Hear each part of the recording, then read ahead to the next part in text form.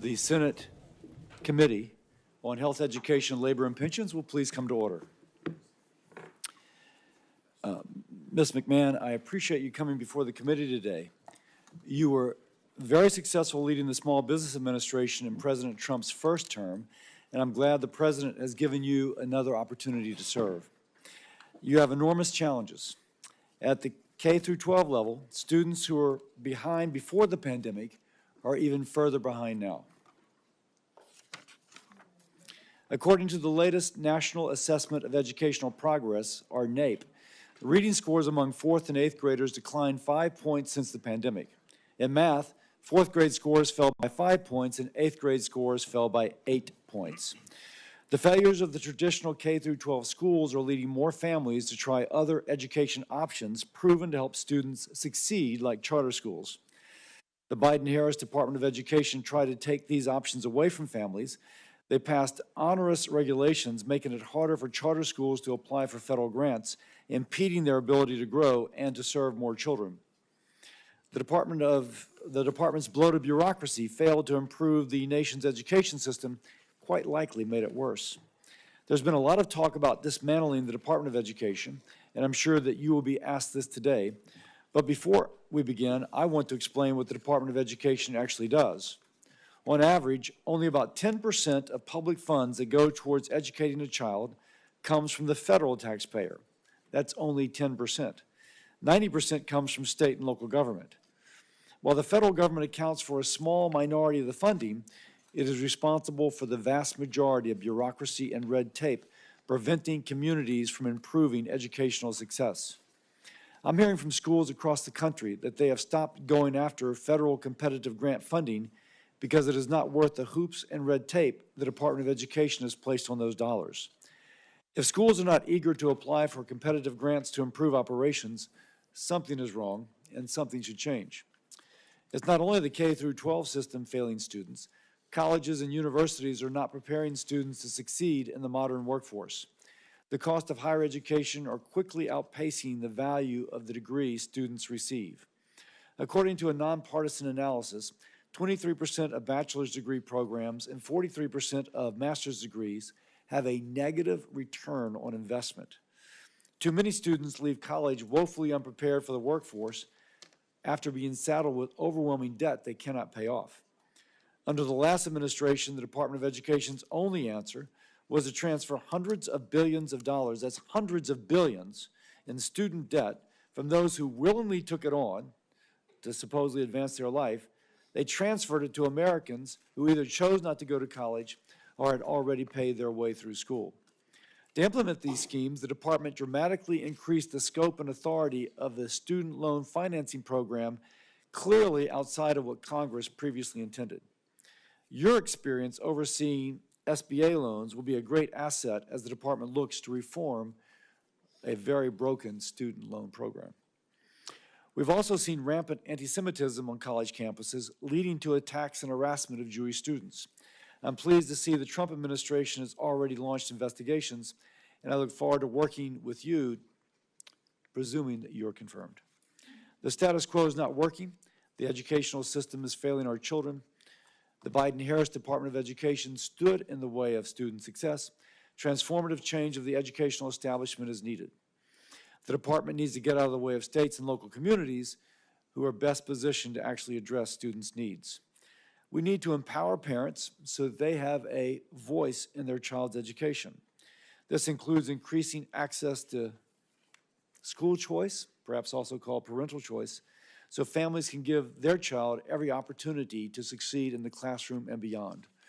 With President Trump in office and Ms. McMahon's leadership, we have a real opportunity to accomplish this. Thank you again, Ms. McMahon, for coming before this committee and continuing the discussion on how we can work together to improve student success and get our education system back on track. And with that, I yield to Senator Sanders, the ranking member.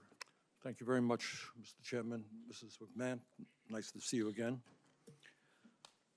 Let me begin by thanking teachers all over this country. This is a very difficult time to be a teacher.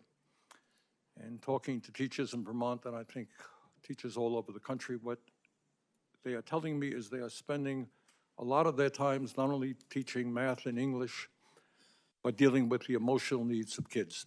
Because among other things, our kids are struggling in many, many ways. So it's a tough time to be a teacher, and I want to thank the teachers very much for the extraordinary work that they are doing, especially for some of the most vulnerable kids in our country.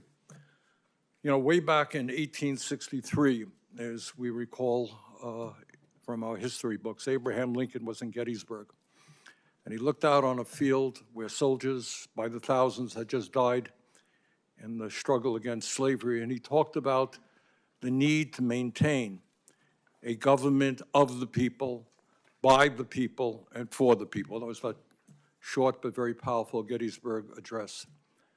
And I think in this country today, there is a growing fear that instead of having a government of the people, by the people, and for the people, we are looking at a government of billionaires, by billionaires, and for billionaires, whose job is not to improve life for ordinary people, but to make the people on top even wealthier.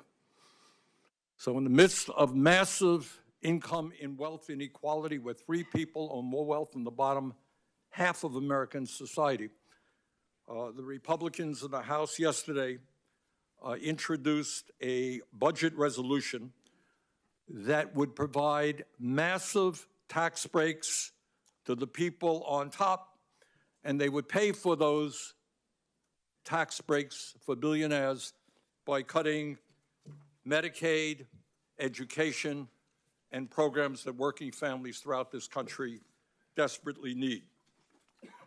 That is exactly the wrong thing to do. At a time when millions and millions of working families are struggling, our job is to protect those families and not worry about the billionaires who have never had it so good. But it's not just cuts in Medicaid, as devastating as that would be. We're looking at, if the Republicans get their way, massive cuts to education.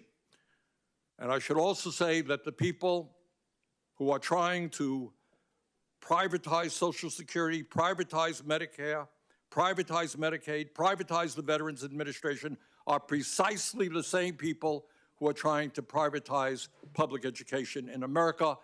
We must not allow that to happen. In America, we must not allow our educational system to become a 2-tier system, a system which says that if you have the money, you're going to get help from the federal government, you're going to get a voucher to send your kid to a school that may cost $50,000, $60,000 a year, while the public schools will end up being segregated not just by race, but by class. Most families in America do not have $40,000, $50,000, $60,000 a year to send their kids to private schools, and it's absurd to provide public money to make that possible. Our job is not to take away money from public schools to give it to private schools. It is to strengthen public education in America.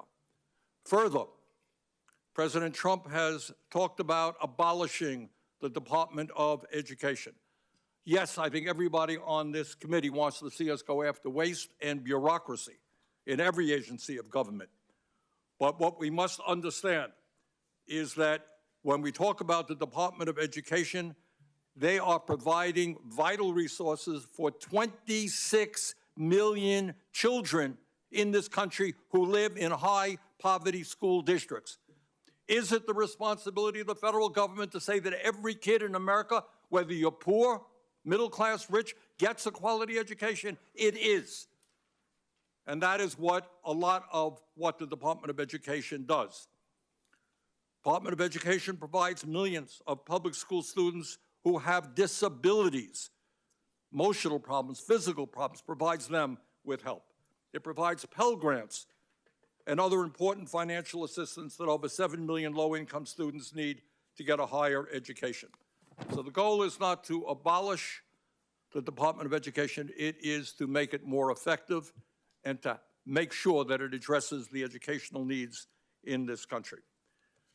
Mr. Chairman, in my view, we need a Secretary of Education who understands that in the wealthiest nation in the history of the world, we should have the best educational system on this planet, from child care to graduate school. We need a Secretary of Education who understands that we're going to attract the best and the brightest to the teaching profession. You know what?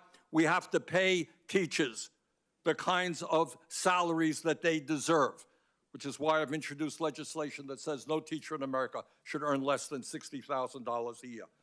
We need a Secretary of Education who understands that schools do not end at 2:30 or 3 o'clock. We need strong after-school programs. We need strong summer programs. We need a Secretary of Education who understands that we've got to invest in mental health. We need a Secretary of Education who understands that we have got to fully fund the Individuals with Disability Education Act. So there are a lot of questions I have for Mrs. McMahon. I very much appreciate her being here and look forward to the discussion we'll have. Thank you, Mr. Chairman. Thank you, Senator Sanders. And now to introduce Ms. McMahon, we'll start with Senator Scott. Thank you, Mr. Chairman. Thank you, Ranking Member. Thank you, committee members, for allowing me to have an opportunity to talk about my good friend, Linda McMahon. I will say that one of the things I love about the Ranking Member is his passion about the things he cares deeply about. He and I don't agree on the conclusions or the solutions, but I do believe that he is a thoughtful person who cares about the issues, and I hope that doesn't hurt your reelection bid. But let me say this. I'm not a billionaire. Never have been, likely never will be. But I am a kid who grew up in a single-parent household, mired in poverty, whose mother worked 2 jobs, trying to keep the lights on. I went to 4 different elementary schools by the 4th grade. When I think about the issue of education, I think about how in the world do we ever get to a meritocracy if the vast majority of the kids today are going to segregated schools that are failing those kids. 13 schools in Maryland where the average kid, 99% of the kids cannot perform at grade level.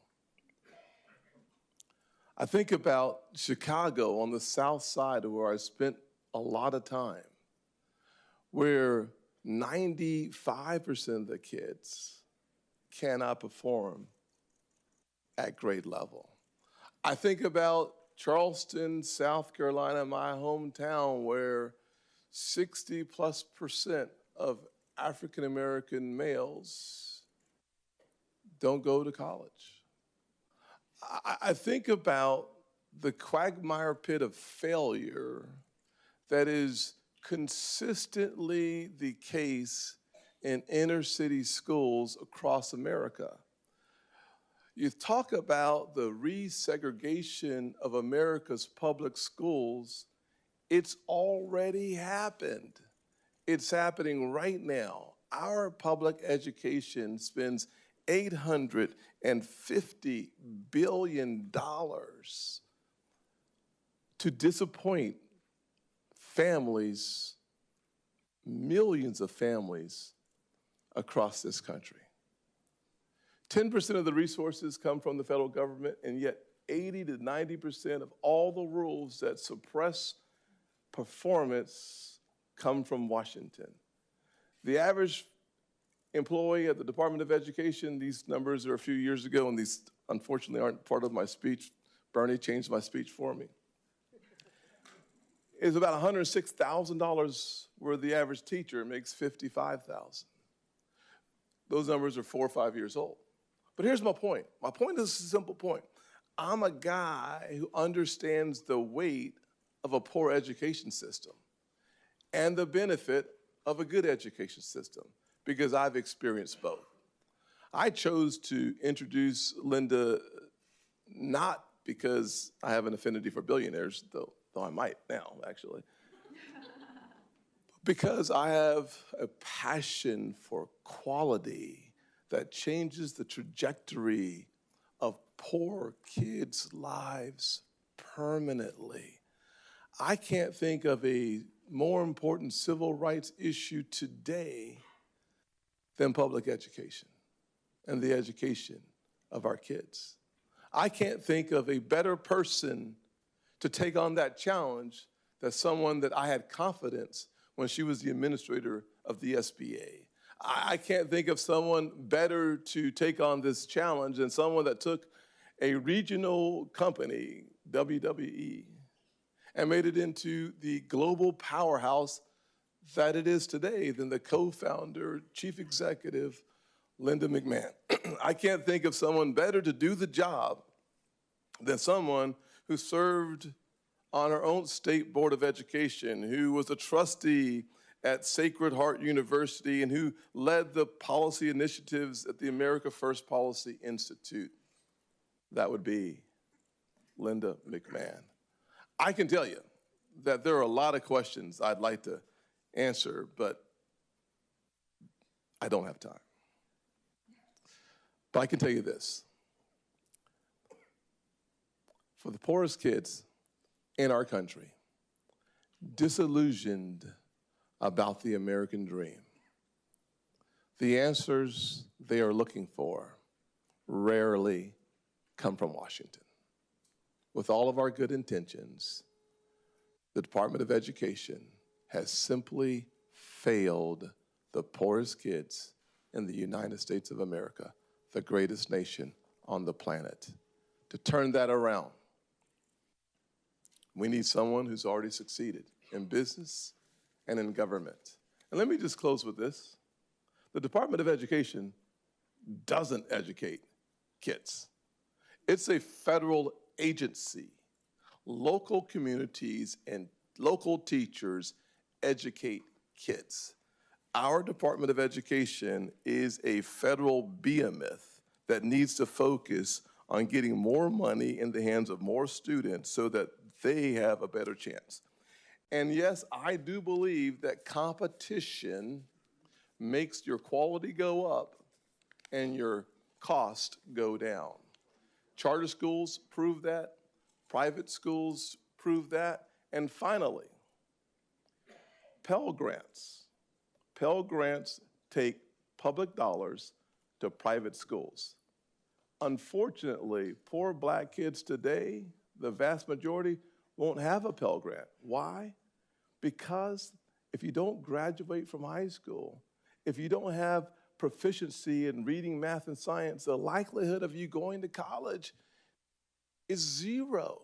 Let's improve our K through 12 system so that more of America's poor rural kids and inner city kids both have the experience I have of realizing their version of the American dream.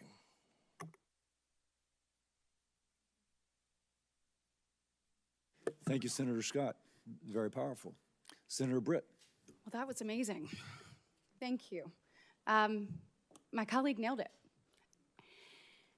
Chair Cassidy, Ranking Member Sanders, and members of this committee, I am honored to join you today to introduce President Trump's nominee for Secretary of Education, my friend, Linda McMahon. It is clear that our current education system isn't working. We have the status quo, and that's actually failing our kids. As you mentioned, Mr. Chairman, the latest NAEP scores show that students' reading and math scores are down in almost every single state, to the point where only 30% of 8th graders are meeting reading proficiency levels. The status quo in education just hasn't failed students. It's failed parents, just like me. And very respectfully, Mr. Ranking Member, the America that you just described, the one that you're fearful will be created, it already exists. Our students deserve better. Our parents deserve better. We have to do something different in order to achieve a different result. For far too long, the Department of Education has catered to far-left bureaucrats at the expense of moms and dads. It has pushed for school closures, removed parental rights from the equation, promoted radical ideologies in the classroom, and supported allowing men and boys to play in women and girls' sports. Enough is enough. We need a change agent at the Department of Education, and that change agent is Linda McMahon. She is the perfect antidote to what is wrong with education in this country.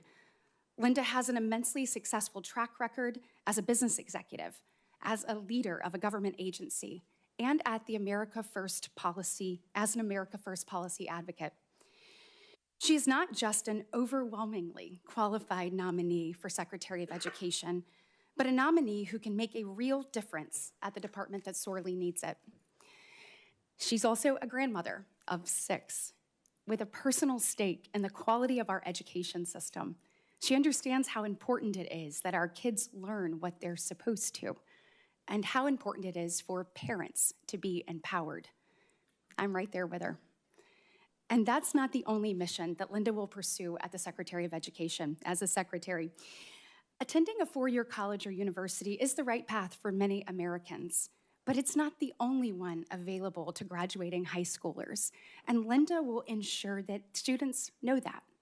Linda led efforts to empower the American worker at AFPI, and I am confident that she will make aligning our education system and our workforce systems a priority at the Department of Education.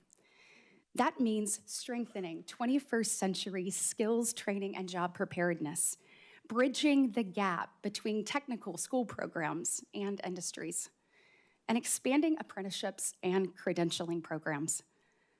Linda McMahon is someone who knows how to reform our education system so it actually prepares our kids for the future, while also empowering parents to make decisions that affect their children's lives. She has the experience as an executive. She already demonstrated her immense ability to get the government out of the way as head of the Small Business Administration.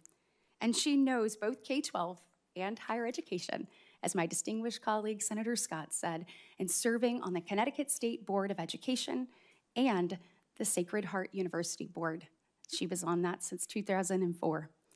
Her confirmation as Secretary of Education will be a monumental step towards preserving the American dream and making a bright future possible for the next generation of Americans. Let's put parents in the driver's seat. Let's return to the fundamentals of the classroom learning and teach kids the skills they need to actually achieve their goals. Let's put education in the hands of states, not unaccountable federal bureaucrats. And for our kids' sake, let's confirm my friend, Linda McMahon. Thank you, Mr. Chairman. Thank you, Senator Britt. Ms. McMahon, now for your opening statement, and you're welcome to introduce your guest. Thank you very much, Chairman Cassidy. Yes, I'd like to introduce my daughter, Stephanie McMahon, Paul Levesque, her husband, and my son, Shane McMahon. I'm so happy to have them here, and many friends have come from far places, so I welcome having them here today and appreciate that they're here. So, thank you, Chairman Cassidy, Ranking Member Sanders, and distinguished members of the committee.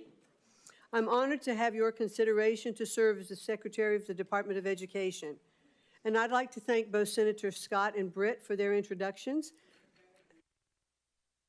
Members of the audience are reminded disruptions will not be permitted while the committee conducts business. We ask you to respect that. Certainly. And I'd like to thank both Senator Scott and Britt for their introductions and for the opportunity to welcome my friends and family. Thank you all so much for being here with me today. I would also like to thank President Trump for his confidence in me to lead a department whose mission and authority were a special focus of his campaign. He pledged to make American education the best in the world, return education to the states where it belongs, and free American students from the education bureaucracy through school choice. November proved that Americans overwhelmingly support the president's vision, and I am ready to enact it. Education is the issue that determines our national success and prepares American workers to win the future. I've been passionate about education since my earliest college days when I studied to earn a teaching certificate. This has continued through my business career as a Connecticut State Board of Education member, as a university trustee, and as the chair of the America First Policy Institute, which advocates for workforce development, parental choice, and accountability in higher education. I'm also a mother and a grandmother, and I join millions of American parents who want better schools for our kids and grandkids. The legacy of our nation's leadership in education is one that every person in this room embraces with pride. Unfortunately, many Americans today are experiencing a system in decline. The latest scores from the nation's report card show achievement in K through 12 math and reading at their lowest level in years. More than 2/3 of public colleges are beset by violent crime on campuses every year. And most tragically, student suicide rates have dramatically increased over the last 2 decades. We can do better. We can do better for the elementary and junior high school student by teaching basic reading and mathematics, for the college freshman facing censorship or anti-Semitism on campus, and for parents and grandparents who worry that their children and grandchildren are no longer taught American values and true history.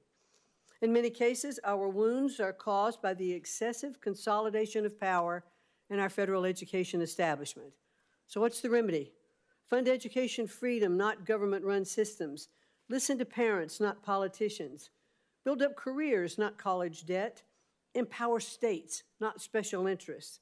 Invest in teachers, not Washington bureaucrats. If confirmed as secretary, I will work with Congress to reorient the department toward helping educators, not controlling them. My experience as a business owner and leader of the Small Business Administration, as a public servant in the state of Connecticut, and more than a decade of service as a college trustee has taught me to put parents, teachers, and students, not bureaucracy, first. Outstanding teachers are tired of political ideology in their curriculum and red tape on their desks. And that's why school choice is a growing movement across the nation. It offers teachers and parents an alternative to classrooms that are micromanaged from Washington, D.C. We should also emphasize career-focused education, especially in cutting-edge STEM fields, where American companies need high-skilled employees. Our workers deserve more post-secondary pathways, career-aligned programs, apprenticeships, and on-the-job learning, and jobs in tech, skilled trades, and healthcare for non-college degree holders. Those who do attend college deserve transparent costs and courses of study aligned to workforce demand. The United States is the world leader by far in emerging technologies like AI and blockchain, and we need to invest in American students who want to become tech pioneers. We should encourage innovative new institutions, develop smart accountability systems, and tear down barriers to entry so that students have real choice and universities are not saddling future families with unsurmountable debt. We must protect all students from discrimination and harassment, and if I am confirmed, the department will not stand idly by while Jewish students are attacked and discriminated against. It will stop forcing schools to let boys and men into female sports and spaces, and it will protect the rights of parents to direct the moral education of their children. The opportunity before us these next 4 years is momentous. I look forward to working with the committee, our nation's parents, teachers, and students, and education leaders from all political perspectives to build a better future for every American learner. Thank you so much for the opportunity to speak with you today, and I look forward to your questions. Thank you very much. I shall begin. Everybody's rightly focused on the fact that we have a problem with reading scores, and they've been anchored where they are for quite some time, with an incredibly high percentage of children not reading at grade level. And the old kind of truism that kids learn to read by grade 3 or 4 and they read to learn thereafter. But they're not learning to read by grade 3 or 4. So that said, dyslexia, according to NIH kind of reviewed literature, affects 20% of our population. Those 20% learn to read differently, and if their differences are not acknowledged, then they will be among those, almost an anchor holding reading scores down. Now, it would just intuitively make sense to diagnose the child with dyslexia as early as possible. Most states do not screen. That said, you can see where I'm going with my own thoughts. But what would be your approach to addressing the issue of dyslexia, which is frankly ignored, not in a state like New Hampshire, where Governor Hassan actually put in such programs, but in other states? What would be your approach to make sure that the child who's dyslexic is diagnosed at an early stage and receives the intervention that she or he would need to receive? Well, thank you very much, Chairman Cassidy, and I know this is a very sensitive subject for you, since I believe it is your son that does have dyslexia, as you and I discussed when I visited with you in your office. My daughter, but that's I'm sorry, it's your daughter.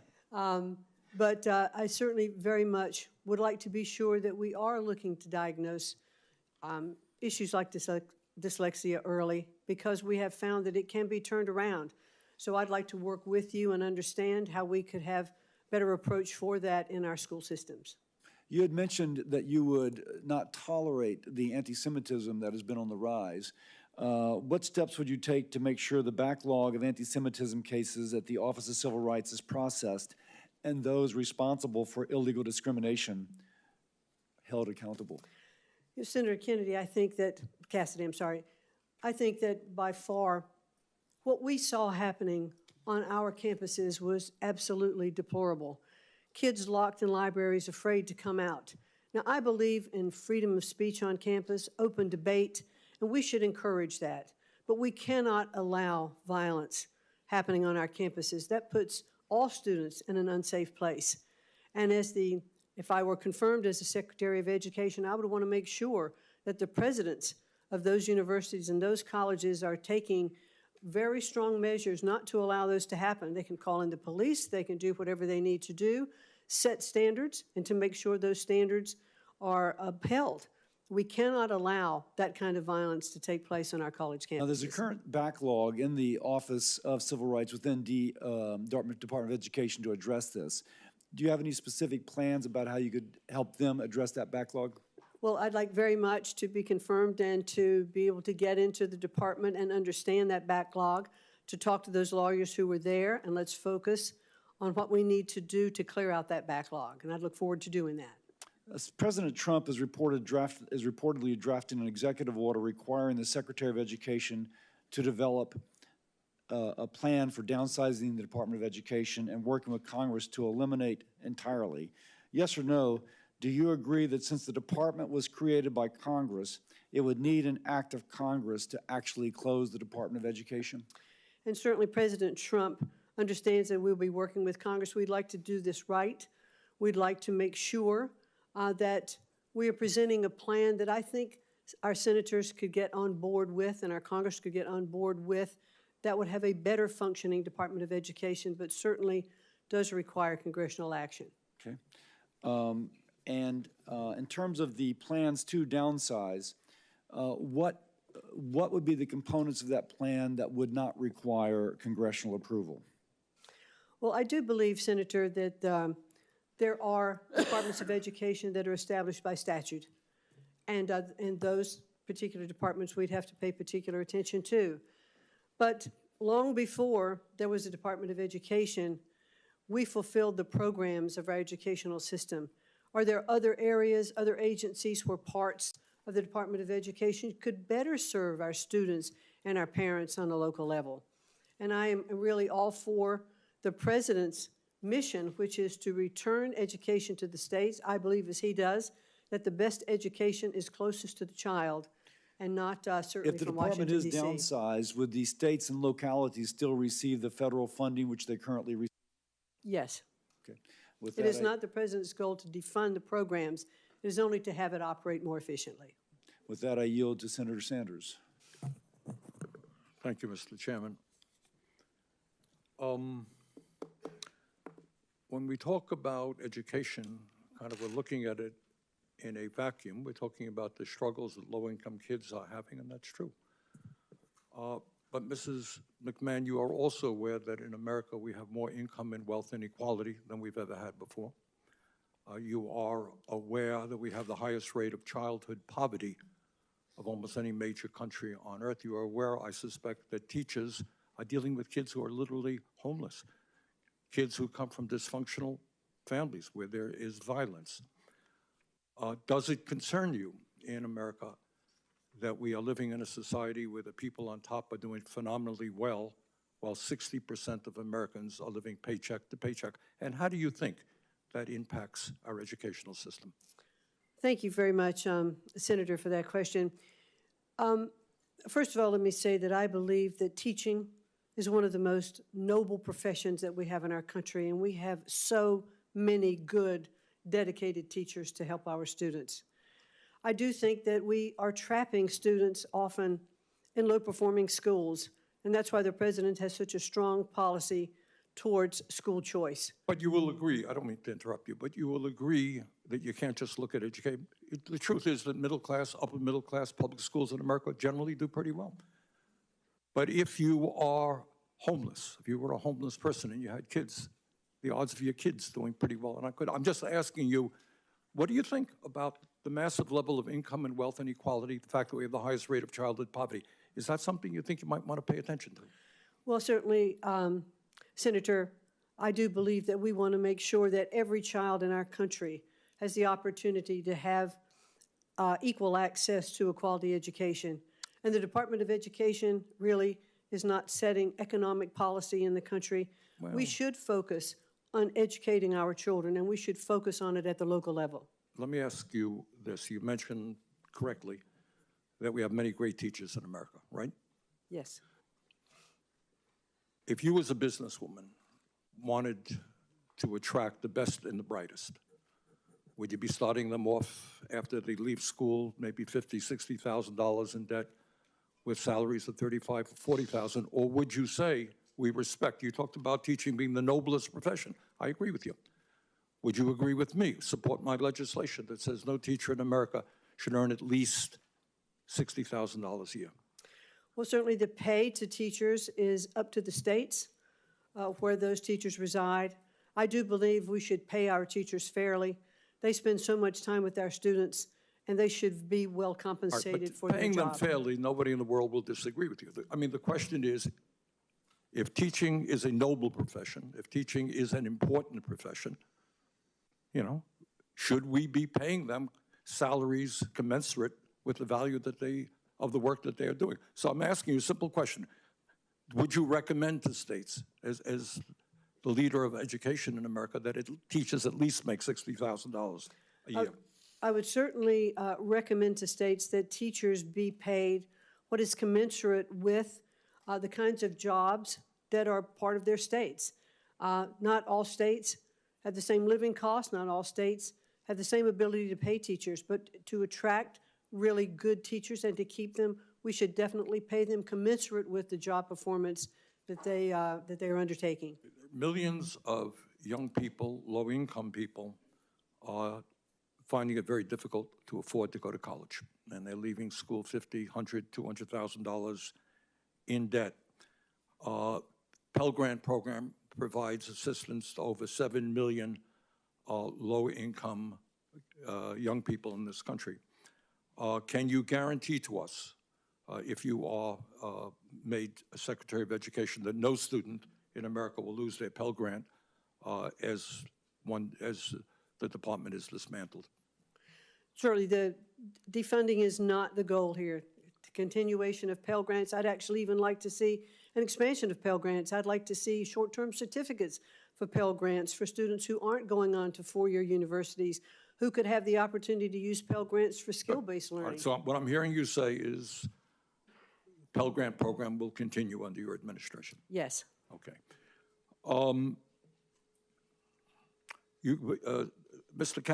Senator Cassidy asked you an important question, and that is, do you agree, and let me just once again get your feelings on this, that if there is a movement to abolish the Department of Education, it has to go through the United States Congress? Yes, it is set up by the United States Congress, and we work with Congress. It clearly cannot be shut down without it. Good. Thank you. Senator Collins. Thank you. Welcome. First of all, let me say I was very pleased to hear your strong commitment to enforcing the Office of Civil Rights jurisdiction over the many incidences, horrible incidences of anti-Semitism that we've seen on our college campuses. Among the important programs that are administered by the Department of Education are Title I, IDEA, and the TRIO programs, all of which have been high priorities for me. I want to briefly discuss those programs. Title I helps public schools that are serving low-income students. It helps level the playing field in terms of resources compared to more affluent communities. In Maine, 63% of our public schools receive Title I funds. Very important to our state. Second, IDEA, the Disabilities in Education Act, which helps children with special needs.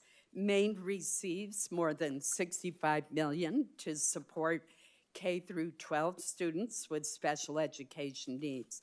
I would note that that falls far short of the 40% that was promised when the legislation was passed in the 1970s. TRIO programs, which we've discussed, have changed the lives of countless first-generation students who are going to college and come from families with no experience with higher education. I've seen so many success stories as a result of TRIO. So my question for you is, how do we maintain the administration and oversight of these programs if we abolish or substantially reorganize the Department of Education? Thank you, Senator Collins, and I know how passionate you are about these issues, and I enjoyed meeting with you in your office and talking about these various things, especially I think the TRIO program, which we both agreed was just hit a terrible blow just by regulation when some of the students who were applying, their applications were rejected simply because of spacing on a form. Right. And that kind of regulatory control just cannot stand. That is just impossible. The Title I programs that you've been discussed will continue to be appropriated through Congress. Today, they go directly to the State Department of Education and then are distributed to the districts. We're not looking to defund or reduce any of those amounts. IDEA is the same, but might it be better served in a different agency? I'm not sure. It started at HEW, and the concerns for disabilities and health issues with students may very well rest better within an agency that has more oversight of all of those. So I think if I am confirmed to be able to get in and assess programs, how they can have the best oversight possible, how we can really take the bureaucracy out of education and focus on teaching our children to read and to do math and to appreciate our history is certainly my goal and would be my goal as the Secretary of Education. Thank you. On Monday, the administration announced that the Department of Education was going to terminate 89 contracts from the Institute of Education Sciences. They were worth $881 million, as well as terminating 29 training grants. This week, my office heard from a former teacher from Oakland, Maine, who has developed a high-impact tutoring model, and it's currently being used in 12 schools in Maine alone, and she has one of the grant applications pending to more thoroughly evaluate the impact of this model on the students' outcomes. She's worried that it's now going to be in jeopardy due to these sudden cuts. Considering the poor reading and math scores reported by NAEP, and that unfortunately includes poor scores in my home state, shouldn't the Department of Education continue to collect data and evaluate outcomes rather than halt these activities so that you can help states know what works? Well, thank you, Senator, and it is my goal, if I am confirmed, to get in and assess these kinds of programs, because I'm not sure yet what the impact of all of those programs are. I know that there are many worthwhile programs that we should keep, but I'm not yet apprised of them. I want to study them. I'd like to get back and talk to you more and to work with you. I look forward to working with this committee and all of Congress to make sure we can deliver for our education. Thank you. I appreciate your responses. Thank you. Thank you. The committee will come to order. Senator Murray. Thank you, Ms. McMahon. Elon Musk's DOGE staffers have reportedly set up camp at the Department of Education. They've already been given access to highly sensitive student data and have already started holding back money that Congress decided on a bipartisan basis was needed to help our schools and students. We're also hearing, as you know, about an executive order coming any day that will seek to dismantle the Department of Education. These are bipartisan laws. You indicated that you understood that Congress has passed these laws. But a lot of turmoil is happening. You heard it from my colleague just asking that question now. So I want to ask you, if confirmed, do you commit to getting every dollar we have invested in our students and schools out to them? Well, the appropriated dollars and those monies that are passed by Congress, yes. I have no issue, however, with the fact, and I believe the American people spoke loudly in the election last November to say that they want to look at waste, fraud, and abuse in our government.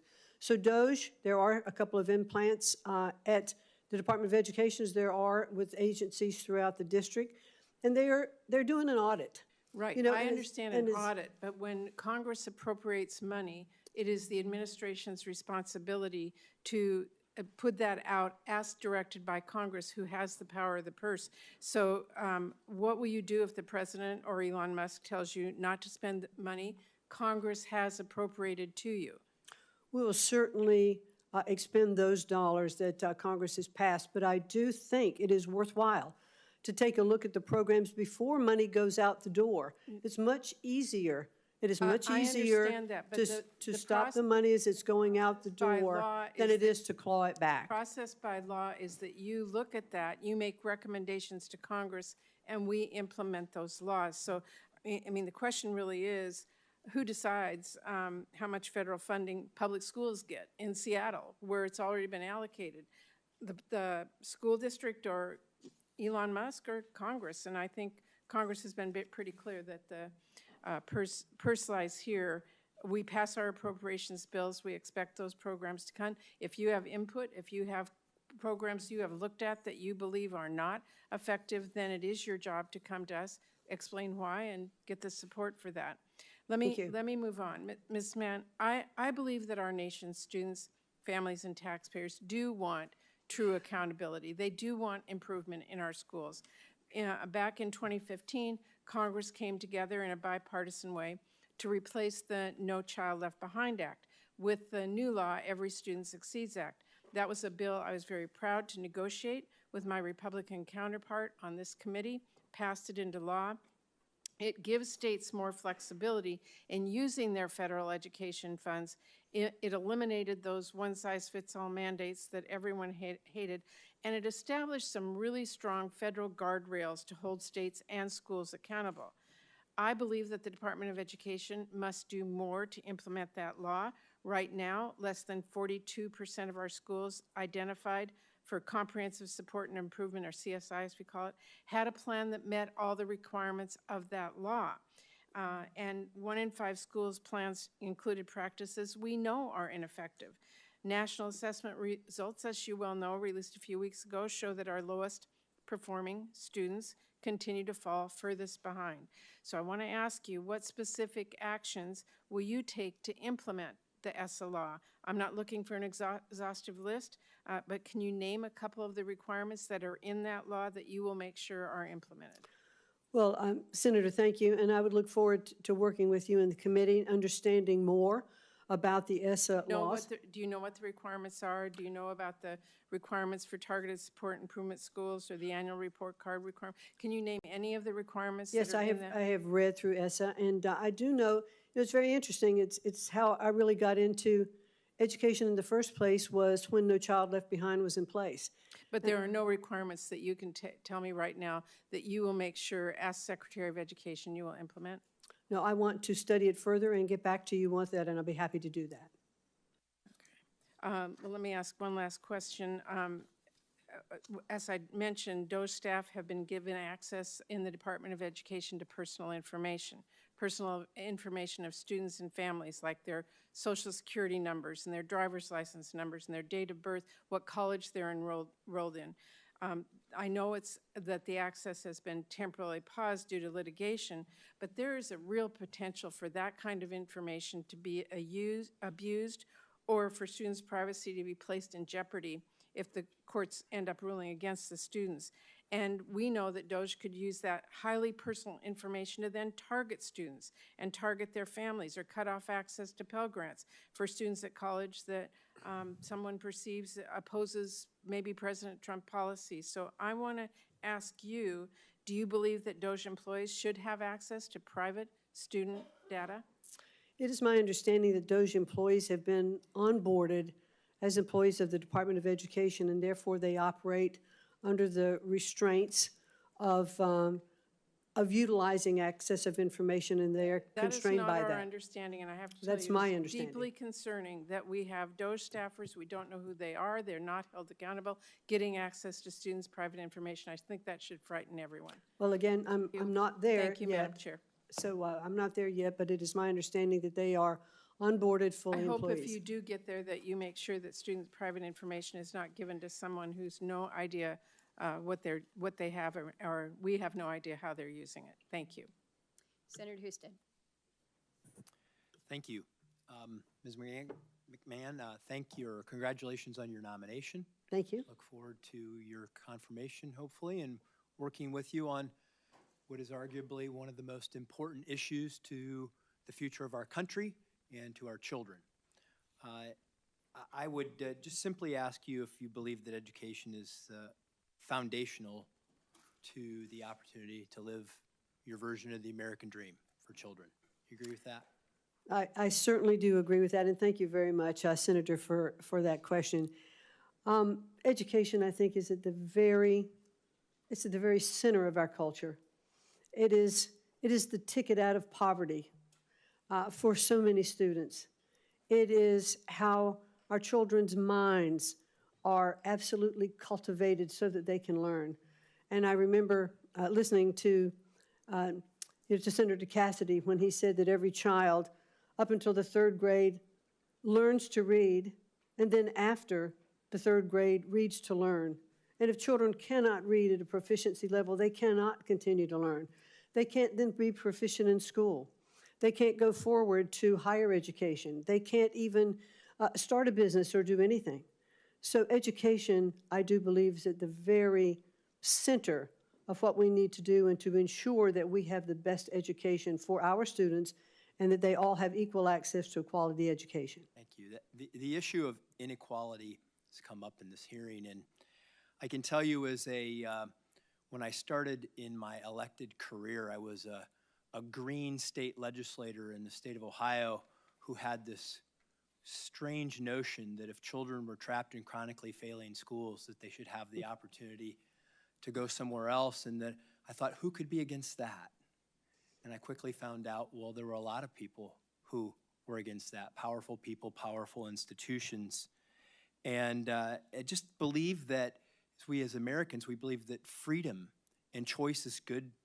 It's part of our DNA. It's good for markets and business, and that monopolies don't work, whether that's big business or big government. And that has been reinforced to me over the course of basically my lifetime that I've worked on this issue. Foundationally or fundamentally, billionaires have choice. Their children have choice. It's children that grow up in poverty that don't have choice. And that is an important element of fixing inequality, because if we say that an education is foundational to living your version of the American dream, yet you don't have the choice to go to a school that serves your needs, we basically have institutionalized a barrier against that opportunity and to have that equality of opportunity. Just share with me how you hope to fix that. Well, certainly the president, one of his cornerstones relative to education is school choice.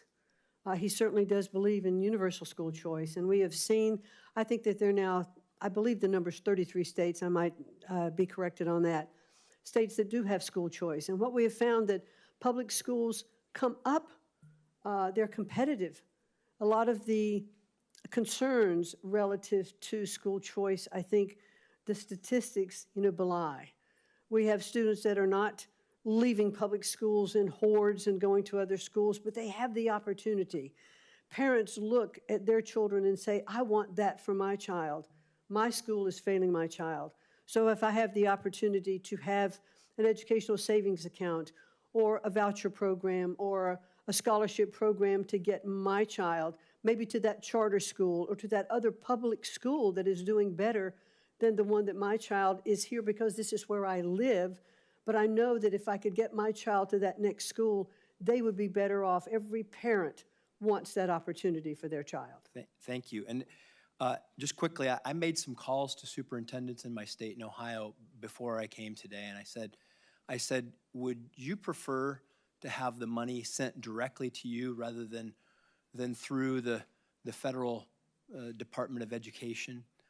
And do you think you could do a better job if we released you from the rules and regulations and you just said, and they said, yes, tell us what you want us to achieve, we'll achieve it, we'll do it. And I just wanted to share that with you, and that I also want to give you a chance to answer this, that you're not, and President Trump is not talking about cutting any funding for children. You're not talking about cutting funding for disabled children. You're just talking about changing the way that the money gets to these students in schools, and that you're committed to that. Is that correct? That is correct, Senator. Thank you very much. Great. Thank you. It is now Senator Baldwin. Thank you, Mr. Chairman. And before I start my questions, just wanted to put some studies in the record. Recent research studies of private school vouchers in Louisiana, Indiana, Ohio, and Washington, D.C. showed that students who used these vouchers performed worse academically than their public school peers. I ask unanimous consent to enter into the record those 4 studies that show private school vouchers have a negative impact on student achievement. Without objection. Thank you, Mr. Chairman. Mrs. McMahon, I appreciated the opportunity to meet with you last month, and I believe in giving all the president's nominees a fair shake. That's what the people of Wisconsin expect from me, and I look forward to hearing more about your approach to running the Department of Education if confirmed. Mrs. McMahon, since 1972, Title IX has been a critical tool in ensuring that all students are protected from sex-based discrimination in federally funded education programs. We briefly discussed Title IX in our meeting, but I'd like to ask you a series of yes or no questions to get into a little bit more detail here. So yes or no, do you believe that Title IX should be enforced to protect students from sexual harassment and sexual assault? Yes, I do. Do you believe that sexual harassment that is severe should be prohibited under Title IX? I think sexual harassment should be prohibited in any case. Thank you. Do you believe that sexual harassment that is pervasive should be prohibited by Title IX? Yes. Do you believe that harassment that is either severe or pervasive should be prohibited under Title IX? I don't believe there should be any acceptance of sexual harassment, Senator. Great. Because I'm glad you actually agree with President Trump's efforts during his first term to narrow what qualifies as sexual harassment under Title IX. His guidance said that sexual harassment had to be severe and pervasive. And I hope that you will take your position and press for that to be the law. But right now, the Title IX is limited to sexual harassment that is severe and pervasive, not severe or pervasive. Yes or no, if an assault occurs between 2 students, but it happens off campus, do you think the school should have the ability to investigate that matter? I think the school should investigate that matter, and I believe under the regulations today, and I could be corrected on that, that they are obligated to investigate. Okay, and do you believe that the school then, after investigation, should have the ability to take actions regarding an incident that occurs off campus. Yes, I think the school should be required to take those actions and to investigate and to notify the parties that are involved, and that so that both sides of the equation can have due process. I appreciate your answer. It is not entirely clear at this matter, at this time, that the incidents would not only be investigated, but adjudicated as to the school's adjudication rules. And the problem with that, as I'm sure you're well aware, is that you would have the potential of a victim of sexual assault facing the potential of attending class with their perpetrator. You know, despite how much this administration likes to talk about protecting women and girls, the actions have not matched the rhetoric. And so I think instead of actually protecting women and girls, this administration is not making school a safer place for anyone, while using this topic as a way to fearmonger and demonize others. Mrs. McMahon, you have been named in a lawsuit which alleges that you and your husband allowed for systemic and pervasive abuse of underage children to persist in your business for years.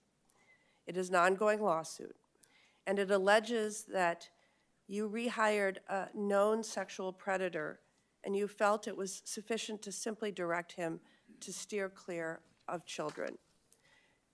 If confirmed, you will be responsible with overseeing the Department of Education Office of Civil Rights, charged with ensuring equal access to education through vigorous enforcement of civil rights laws. I am so concerned about whether sexual assault survivors on campus can trust you to support them. Thank you, Senator. They certainly can trust me to support them. I have a granddaughter that is now in college. I have 2 grandsons who are in college. And I have a deep commitment of understanding of how I would feel if any of them were involved in sexual harassment or accused of sexual harassment. You have my absolute commitment that I will uphold and protect those investigations to make sure that those students are treated fairly on both sides. Mrs. McMahon, we met shortly after a shooting at... Oh, I will submit this question for the record. Thank you. Thank you, Senator. Senator Tuberville. Thank you, Chairman. Ms. McMahon, thank you for being here today, and thanks for wanting to take on this monumental task. You know, I'm a football coach. I'm not a lawyer. I'm not a business guy. I taught high school and worked my way up for 40 years. This country gives you one thing, and it's what I taught my kids when I coached. This country doesn't owe you anything but an opportunity. And that's the reason this country is the greatest country on the face of the earth. Now, when you lose that opportunity, and I've lost many times, I've got my tail back up and gone again. But that's where you learn it, through education. I've been to every state in this country recruiting, going through high schools except for Alaska in my 40 years.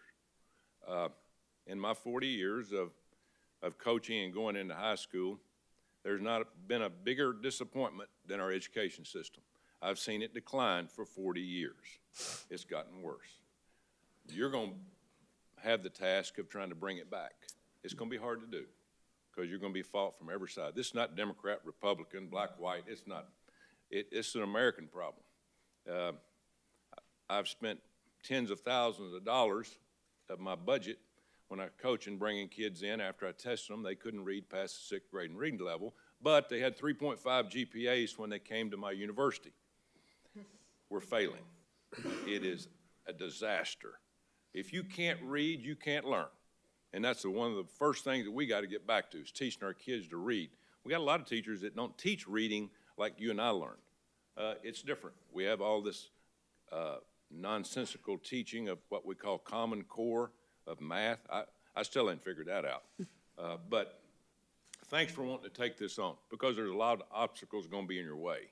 And so Don't be afraid to make changes. We've had a K through 12 system for years. It's a failure. It is an absolute failure. Let's teach our kids. That's the only chance they got to survive in this world, which is going to be very, very competitive. Now, we have things that get in our way. And what's deterring our kids nowadays? That thing right there. I had problems coaching with it. I was enemy number one when I told them, put that damn phone up. Don't bring it to my dressing room, because I want you to listen and learn, not be on there listening to music and reading the nonsense you see on there. So you got a lot of obstacles. The one thing I think we need to do is just look at K through 12 and what do we do? How do we get better? I'm all for workforce development in the last 2 years of high school, teaching kids to learn to use their hands. And what's your thoughts on that, about work in high school? I'm not talking about past high, I'm talking about the last couple of years. Well, thank you, Senator. I think when you and I met in your office, and I appreciated that time, I discussed with you that I probably dated myself by saying that when I was in high school, in your senior year in high school, you could take a vocational program, which meant that you went to school the first part of the day. The second part of the day, you could have a job. You could be learning a skill or a trade, and those credits would count towards your education. I think we need to get back to more of that. We are not teaching skill-based learning in our schools anymore. And I think we have to look at our entire education system and say, you know, four-year college is not for everyone. For those particular jobs that require, you know, doctors, lawyers, engineers, that require 4 years, then I think... Ms. McMahon, please suspend. The committee will come to order. Capitol Police are asked to remove the individual from the room. I don't think she knows how to read or Again, listen. members of the audience are reminded that disruptions will not be permitted while the committee conducts its business. With that, Ms. McMahon, please resume. Thank you. So I think we do have to get back to teaching basics, you know, in school K through 12, but to continue on to what we were talking about, but we don't have enough skill-based learning. We don't have enough internships or apprenticeship programs. I'd also like to see, you know, more dual credits in our high schools, our junior and senior years, that would count towards community colleges or other institutes that would get students through college faster if, in fact, that is the plan that they are going to take. So we have so much that we can do to help our students get prepared to have a good income and a good livelihood. And if they can graduate from high school with some skill-based already, they can even start a business of their own. They can decide at that particular point, I want to put more money towards my own education, but in the meantime, I am prepared to make a living. But I think we have to look at education and say our vocational and skill-based training is not a default education. It can be something, it can be front and center, so that students who are inclined to go in that direction actually should be encouraged to do that. It's not one size fits all. I would hope, too, that you would look, my time's almost up, would look at the number of teachers we have now as compared to administrators. We need teachers. We don't need people up sitting in the office with their feet propped up. We need people in the classroom teaching these kids, hold them accountable, and put more money in the teachers and less money in administrators. I think we'd be a heck of a lot better off. Thank you. Thank you very much. Thank you. And I'll note for the record that many of the losses Coach Tuberville suffered were at the hands of LSU. But Senator Murphy. Thank you very much, Mr. Chairman. Ms. McMahon, good to see you. You and I have spent a lot of time over the years, and I appreciate your willingness to sit before the committee and answer some really important questions. I want to talk to you about an executive order that the Trump administration issued that commands agencies, including the Department of Education, to eliminate grants to organizations and entities that support DEI programs and activities. As you know, this has a lot of schools all across the country scrambling because they have no idea what that means. They don't know because the order doesn't define DEI as to whether they are in compliance or out of compliance and whether they are going to have their federal grants compromised. How does a school know whether it's running a DEI program or not? Well, certainly, and thank you, Senator, and it is good to see you again outside of the state of Connecticut, where we run into each other. DEI, I think, has been, it's a program that's tough. It was put in place ostensibly for more diversity, for equity and inclusion, and I think what we're seeing is that it's having an opposite effect. We are getting back to more segregating of our schools instead of having more inclusion in our schools. When there are DEI programs that say that Black students need separate graduation ceremonies or Hispanics need separate ceremonies, we are not achieving what we wanted to achieve with inclusion. Let me give you an example then. So this order applies to Department of Defense schools, and those schools have canceled all programming around Black History Month. So if a school in Connecticut celebrates Martin Luther King Day and has a series of events and programming teaching about Black history, are they in violation of a policy that says schools should stop running DEI programs? Not in my view. That is clearly not the case. That celebration of Martin Luther King Day and Black History Month should be celebrated throughout all of our schools. I believe that Martin Luther King was one of the strongest proponents of making sure that we look at all of our populations when he said that, he would hope that his children wouldn't be judged by the color of their skin, but the content of their character. And I think that is the fundamental basis that we should celebrate Black History Month. West Point has closed down all ethnic clubs, so the Society of Black Engineers no longer can meet because they believe that to be in compliance with this order, they cannot have groups structured around ethnic or racial affiliations. Would schools, would public schools be in violation of this order? Would they risk funding if they had clubs that students could belong to based on their racial or ethnic identity? Well, I certainly today don't want to address, hypothetical situations. I would like, once I'm confirmed, to get in and assess these programs, look at what has been covered. Is that a pretty easy one? I mean, you're saying that it's a possibility that if a school has a club for Vietnamese American students or Black students where they meet after school, that they could be potentially in jeopardy of receiving federal funding? Again, I would like to fully understand what that order is and what those clubs are doing.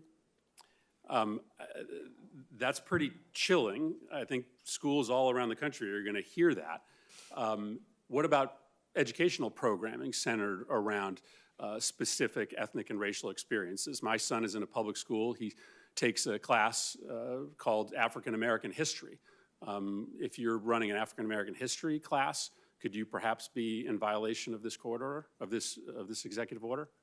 I'm not quite certain, and I'd like to look into it further and get back to you on that. So there's a possibility, you're saying, that public schools that run African American history classes, right? This is a class that has been taught in public schools for decades, could lose federal funding if they continue to teach African American history. No, that's not what I'm saying. I'm saying that I would like to take a look at these programs and fully understand the breadth of the executive order and get back to you on that. I think you're going to have a lot of educators and a lot of principals and administrators scrambling right now. Thank you, Mr. Chairman. My time's expired. Senator Murkowski. Thank you, Mr. Chairman. Welcome, Ms. McMahon. Thank Good you. to have a conversation with you. You have had the privilege, I know, to come to Alaska during your tenure at the SBA. You came north, so I know that you have had an opportunity to understand some of the challenges that we face with basically our geography. And I wanted to talk a little bit this morning about our public schools. There's a lot of discussion, and I listened carefully to your comments to Senator Husted about school choice. We would all love to have the benefits of greater school choice. In the Anchorage public school system, my sons were able to attend a magnet school that was focused on an immersion program for Spanish-speaking immersion program. It was a great program for them. I go to the vast majority of my communities across the state, and there is no choice. It is a small village. It may have 500 people, it may have 1,000 people, but you have one school. And it's not as if there is an opportunity to go to another school, because 82% of these communities are not connected by a road. So if you wanted to go to another school, you would have to figure out how you fly to another village, another population center. So for me, investment in our public education system is really what I have been focused on. I had an opportunity to speak before our Alaska Association of School Boards just recently and received a standing ovation when I said public funds for public schools. Pretty simple. And so I want to ask you whether you believe it is your primary role and responsibility as Secretary to support and strengthen our nation's public schools. I absolutely do believe that our public schools are the bedrock of our education. You know, they go back to the very founding of our country. I think in the first Constitution, there were actually sectors of each state that were set aside for the specific goal of public education. And so education is certainly understood to be so vital and so important to what we're doing. I understand the schools in Alaska. I think when I was in your office, we were talking about the school that I visited in Kwethluk, which is a very, very small island. And this school was being funded by SBA. This was when I was at SBA. And because we were looking at the fact that there was no real community center and no glue holding the community together, and that children, and especially in K through 12, often dropped out of school because they didn't see the need or the necessity to continue with education, and they would often wind up, on the streets or not having jobs. I've not checked back with that school to see how it was going, but I saw the commitment of that community to invest and to make sure that the best education, and this was a state-of-the-art school built on this island. And when I pulled up in the boat in that village, there were mothers in a smoking hut that were cutting salmon to get ready for the winter. And on the other side, there was this incredibly modern school that was being built. And I think we have to invest our public education, if we can use public funds to help with tutoring in those issues and those instances where you don't have a choice to go to another school. And you quite possibly saw one of the very few examples of good infrastructure. And as we know, it's not just giving a good building, it is making sure that you have teachers that are able to stay in a village that lacks a lot of resources, a lot of support. I want to pivot from that, but I do want to underscore the emphasis on education equity across America, including in the most rural of areas. Because I listen to a lot of the comments around here, and it works if you're in a city. Mm-hmm. But it doesn't work in my communities, and I have an obligation to them.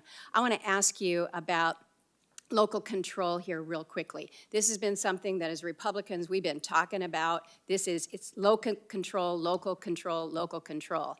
And we've got a lot of folks that are suggesting that now the public school curriculum should not include lessons in diversity, equity, and inclusion.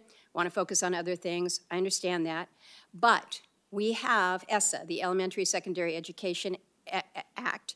We included a number of provisions that were very, very specific in prohibiting any federal employee from mandating, directing, or controlling a state's school districts or schools' instructional content, academic standards and assessments, curricula, or program of instruction. So you may be in a situation where, as secretary, you may not condition the award of a grant on a school agreeing not to teach DEI subjects. You may be in a position where you can't mandate that they teach the principles of the U.S. Constitution. You may be in a position where you are not able to prohibit teachers from discussing LGBTQ issues with students.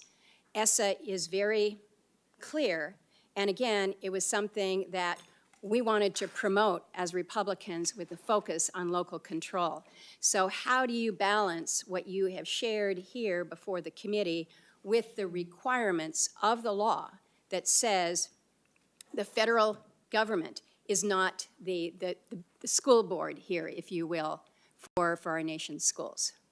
Thank you, Senator. And I believe, I don't remember which of the senators this morning, well, actually, I think it was Senator Scott, who said the Department of Education does not actually educate any child. It is to be handled at the local level. And I understand under ESSA there were lots of regulations put in place to return, and the goal was to return education to the states, which is clearly the president's role. But Senator, I must say, we have failed in our mission. We are not delivering the kind of education that we need to deliver to our children. I believe, as does the president, the best education is closest to the child, that parents and the school officials who understand the needs of those children in those communities can best direct the education of those states, and states will be competitive. Governors have put in programs, for school choice, et cetera, and looking, and what kind of results, are we seeing? I was heartened by the state of Louisiana in the recent NAEP scores that came out, that they had brought up their reading and their math scores by a considerable percentage because they went back to basics. They were teaching children to read and write and do arithmetic.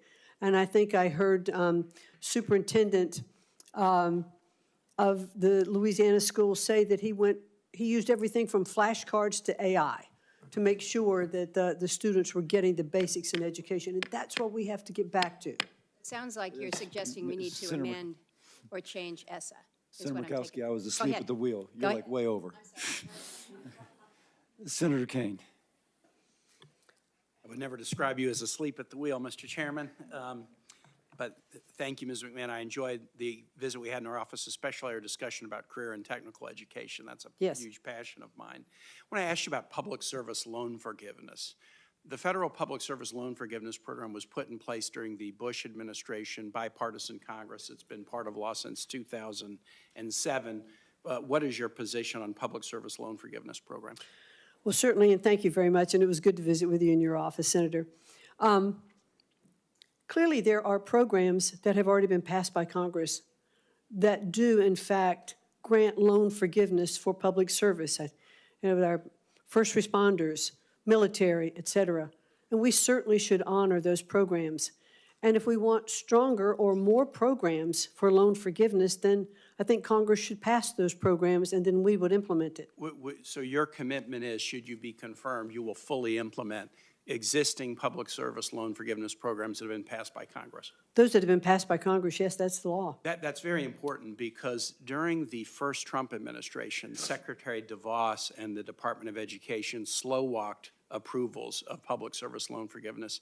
7,000 people over the course of 4 years were granted forgiveness under the programs. It was about a 3% acceptance rate of fully qualified applicants for public service loan forgiveness. During the Biden administration, more than 1 million applicants were approved for forgiveness, as was appropriate given the congressional directive, and more than 33,000 Virginia public servants were given public service loan forgiveness. If the Doge brothers or somebody else tells you we don't like these programs and we don't want you to implement them, I can count on you to stand up and fully implement them to benefit those who are entitled to the benefit by the congressional statute. Yes, because that's the law. Thank you for that. If there's no Department of Education, who will enforce the Individuals with Disabilities in Education Act? Well, I think that is something that I would very much like to understand more and look into. I mean, when IDEA was originally set up, it was under HEW, the Department of Health, Education, and Welfare.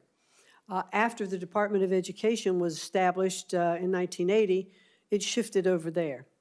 I'm not sure that it's not better served in HHS, but I don't know.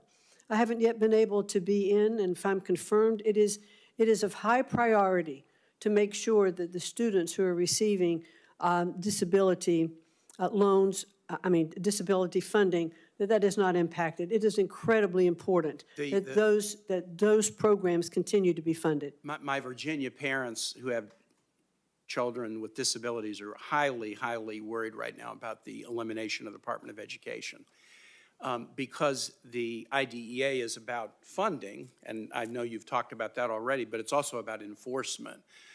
You would agree with me that there has to be vigorous enforcement of the requirements of IDEA. Well, I certainly agree that we want to make sure that that funding gets to those students and it's not defunding. I'm not asking about funding. I'm asking about enforcement Well, of the yes, provisions. the programs have to have accountability. All the programs do. What role do you think the federal government should play in addressing the national teacher shortage? Well, boy, that is a really critical issue, that we're not attracting and keeping our teachers. One thing I think we need to make sure of, and I'm not sure it's a federal government policy, because that really should be at the state level. How are we educating and teaching and training our teachers? How are we making sure that they have the supplies that they need in their classrooms? We need to make sure that the funding is proper in the state so that they can support teachers. Let me say a word about funding. Just in the first couple of weeks of the Trump administration, here's what they have done with respect to the teacher shortage. They've canceled grants going to jurisdictions, including jurisdictions in Virginia, on teacher training programs that have been designed to reduce teacher shortages. There's also a national priority that I'm sure you're familiar with, national board certification for teachers. It's kind of giving teachers the ability to sort of up their professional credentials, and often local governments and occasionally the federal government will give an incentive, a financial incentive for upping your credentials. The Trump administration canceled the grant that goes to the organization that administers national teacher certification. I get it that the primary responsibility for dealing with teacher shortages is at the state and local level. But the federal government has played an important role in this, and there are important ongoing initiatives to help states deal with it that this administration is canceling, suggesting that they don't really prioritize having highly qualified teachers standing up in front of every classroom. My time has expired. Thank you, Mr. Chair. Thank you. Senator Hawley. Thank you, Mr. Chairman. Mr. McMahon, thank you for being here. Nice to see you again. Let me just say this. The last 4 years have been, in many ways, absolutely hellacious for students on our college campuses. You had the last administration which issued federal rules, binding regulations that required our college campuses to put biological men into women's locker rooms. You've had multiple universities claiming the mandate, claiming the cover of the Biden administration, forcing women to accept biological men in women's sports. And so you've seen young woman after young woman denied basic safety in their changing facilities, for heaven's sake, basic safety in their dorm rooms, not able to play college sports. Now, I'm delighted that a federal court finally struck down this Biden administration rule back in January, just over a month ago. And President Trump issued a clear, strong, unequivocal executive order saying that Title IX will be enforced according to its terms, which is Title IX protects women's sports, it protects women on college campuses, no more men in women's locker rooms. This is a huge victory for common sense and the rule of law. My question to you is this: a number of universities, including some very prominent ones that love to call themselves elite, have said they're not going to follow that executive order. They're going to keep having men in women's locker rooms. They're going to try to get men in women's sports. What can be done to ensure that these colleges comply with the law and that women are safe on campus and that women are able to play sports without men interfering? Well, certainly, I agree with you that I was very happy to see that those restrictions on Title IX vacated, so that we are really back to what Title IX was originally established to do, and that was to protect sexual discrimination. And women should feel safe in their locker rooms. They should feel safe in their spaces. They shouldn't have to be exposed to men undressing in front of them. I think I heard one person the other day say, well, the guys just should hold the shower curtain in front of them so that they aren't exposing themselves. I mean, Really, that's just not what we should be doing. We want to make sure that Title IX, which is the law, is enforced. And we need to uphold that. Will you investigate those universities that are not complying with Title IX, that are not complying with the president's executive order? These universities are absolutely getting federal funds from this department, the department that you're going to run if and when you are confirmed, and I believe you will be. Will you investigate those universities and give them an ultimatum? Either they need to comply with the law, they need to follow the law of Title IX, they need to follow the rules issued by this administration, your department, or no federal funding. I mean, will you make sure that that the law is enforced? Yes, we will make sure the law is enforced. Very good. Let me ask you about. The senator will suspend.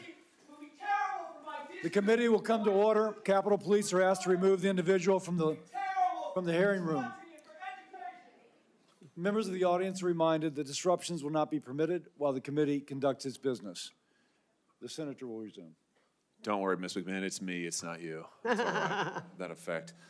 Let me ask you about something else that's happened on our campuses in the last 4 years, the wave of anti-Semitism that we've seen, particularly after October 7th with the attacks on Israel. Shameful attacks on Jewish students, Jewish American students, Jewish students from overseas. We have seen the most unbelievable pro-terrorist propaganda. And again, these universities taking federal money, getting federal funds, not protecting Jewish students, permitting encampments, permitting violence in some instances, attacks on students on their campuses. The president has issued an executive order on January the 29th on measures to combat anti-Semitism, and he directed the Department of Education's Office of Civil Rights to open Title VI investigations into a number of universities, including Columbia, Berkeley, Northwestern. Will you enforce the law, Title VI to the hilt, and will you make sure that Jewish Americans are safe on our campuses, for heaven's sake, and these crazy students who are committing crimes, breaking windows, smashing into buildings, trapping Jewish students in libraries? Will you make sure that this stops on our college campuses that are getting all of this federal tax money? Absolutely, or face defunding of their monies. Very good. And let me ask you about something else. For students who have come to this country on a student visa, and as you know, that's a lot of people on our college campuses. For students who are here on a student visa, who have threatened their fellow students, threatened Jewish students, who have supported terrorist organizations, who have broken our law by trespassing or vandalism or acts of violence against Jewish students, will you see that those students, that their visas are revoked and they are sent home and they're not allowed to stay on our campuses under cover of our laws, committing crimes and threatening our own students? Will you return some common sense to our campuses in this way? Yes. Fantastic.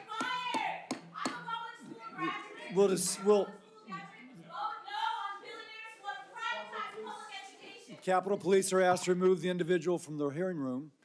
I'm not sure it's going to matter, but I'm going to remind members of the audience that disruptions are not to be permitted while the committee conducts its business. Please show people the regard you would have them show yourself if you're in this role. It may seem trite, but the rudeness of people who are trying to squelch others as they're trying to communicate in an incredibly public forum is just amazing, amazingly bad. With that editorial comment, I then go to Senator Hassan. Thank you, Mr. Chair, and welcome, Ms. McMahon. It was good to meet with you in my office a little bit ago. And I've been starting these hearings with a question I never thought I'd have to ask, and I'll cut to the chase with you because you've said several times that you will uphold the law, so I assume that if the President of the United States gives you a directive that breaks the law, you will instead do what you are legally required to do rather than his instruction. The President will not ask me to do anything that is against the law. Well, the last month has told us that it is quite likely he may, but I am going to take you at your word that you will enforce the law because you've said it several times today. 3 weeks ago, the President unilaterally cut all federal grants by issuing an indefinite freeze. That's an unconstitutional and, yes, illegal action that was stopped by federal courts, to my previous point. Subsequent reporting indicates that the President is also planning to eliminate the Department of Education, the department that you're interviewing today to lead. And there's this little bit of, I don't know, the whole hearing right now feels kind of surreal to me. It's almost like we're being subjected to a very elegant gaslighting here, because Senator Hawley just asked you, and you talked about the need to enforce protections for Jewish students on college campuses, but the very department where the enforcement would take place is the Department of Education, and he wants to eliminate it, and you say you will work with him to do that. Similarly, you've talked about the importance of apprenticeships and other kinds of career and technical education, really important. There's bipartisan support for that here. The Republicans are in charge. We have bipartisan bill after bipartisan bill. We could go right forward with it, but there's this discussion as if we haven't made any progress on that, and there's somehow a partisan divide about that. So I'd encourage you to look into that. But I want to talk a little bit about why the Department of Education is so important. It plays a critical role in making sure that students, regardless of their zip code, race, gender, disability, or family circumstance, have access to a quality public education. It was established because Congress recognized that the country has a compelling interest in ensuring that all of our kids become self-sufficient members of our workforce and our civil society. New Hampshire schools rely on federal funding of about $2,000 per student to provide that public education. What would you say to parents in my state who are concerned about the president's attempt to cut all federal funding to New Hampshire and to eliminate the Department of Education? Are you telling parents that their children should lose access to special education services, for example, or lose access to trained teachers or school nurses? Well, thank you, Senator, very much. Let me just object to one point, and that is that, the residents in the state of New Hampshire should not be concerned that federal funding is going to be removed from their schools. How they get that federal funding may change. My time is limited. What department do you suggest would then administer that funding? Which funding? The special education funding. Special education, I think it could very well go back to HHS, where it started. All right, so I just want to be clear, you're going to put special education in the hands of Robert F. Kennedy Jr. Now, I want to talk about IDEA a little bit more. I want to turn to a specific issue regarding the president's plan to eliminate the Department of Education. What does the Individuals with Disabilities Education Act promise? It promises that we're going to take care of these students, that they're going to be provided with assistance that they have in the schoolrooms, the technology that they need, the assistance, and you and I talked a little bit about that with your own child. IDEA guarantees children with disabilities a free, appropriate education. What is the federal investment promise to states under IDEA? What's it supposed to be? In terms of dollar amounts? Yeah. I'm not sure. The federal government committed back in 1975 when it passed IDEA to pay 40% of the average per pupil expenditure for special education. You know what what the federal government actually does? I think it's around 14 to 18% at this point. It's about 15%. But it's an appropriated amount from Congress, though, and so Congress needs to appropriate those dollars to spend. That's right, but the President of the United States is proposing, and the Republicans in Congress are proposing massive tax cuts for billionaires, and they're trying to pay for it by massive cuts to education and other services. And just so you know, New Hampshire would lose $60 million in IDEA funding if IDEA were eliminated. My time is almost up. I'm just going to say this. The reason the Department of Education came about in about 1975, IDEA was passed in 1975. 1979 was the department. And Mr. Chair, I'll take just a second here. But people need to understand, people like my son, we talked about him. Before IDEA, before the Department of Education existed, state and local schools did not educate these kids. They barred them from the classrooms. These kids were institutionalized and abused. There is a reason that a Department of Education and IDEA exists, and it is because educating kids with disabilities can be really hard. And it takes the national commitment to get it done.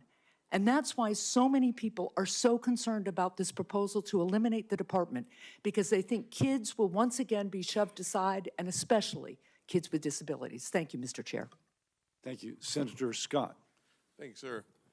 One of the things that you and I had an opportunity to talk about a number of months ago, I actually believe that competition does, in fact, increase the production as well as improve the outcome. Typically, whether it's private sector, frankly, public education, I think competition is a key component to making things better and typically cheaper. I think charter schools is a classic example of that. Typically speaking, some of the most successful schools in the country, think about success academies in New York City, where you have 83% minorities who are consistently ranked in the top 5 high schools in the state because all kids have high potential of learning. I think that we need to make sure that every parent has choice so that the kids have the best chance at life.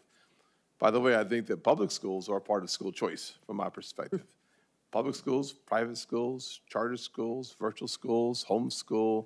I want the parents to make that choice because they care the most about their kids. I know some people think it's the teachers' unions. I think it's the parents. I'd love to hear your thoughts.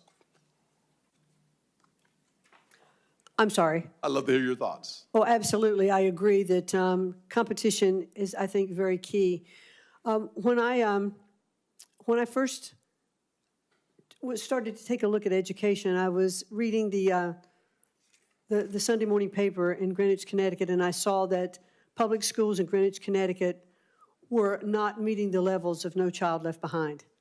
And I couldn't understand that. One of the richest communities in the country, how could there be this kind of achievement gap between students, from lower income areas to upper income areas? And so I tried to meet with the superintendent to talk about that article. I couldn't meet with her. I eventually talked to the governor. And the governor said to me, if you're really interested, let me introduce you to some people. And she did. And I started talking to the folks who were developing charter schools in Connecticut, a woman named Daisha Toll, and I visited those schools, and I saw how much better those children were performing. They were rapidly coming up to grade level reading and doing math. They were teaching differently. And I thought, this is a real opportunity. This was a charter school, which is a public school. Yes. And in the state of Connecticut, it's not fully funded. The facility is not provided.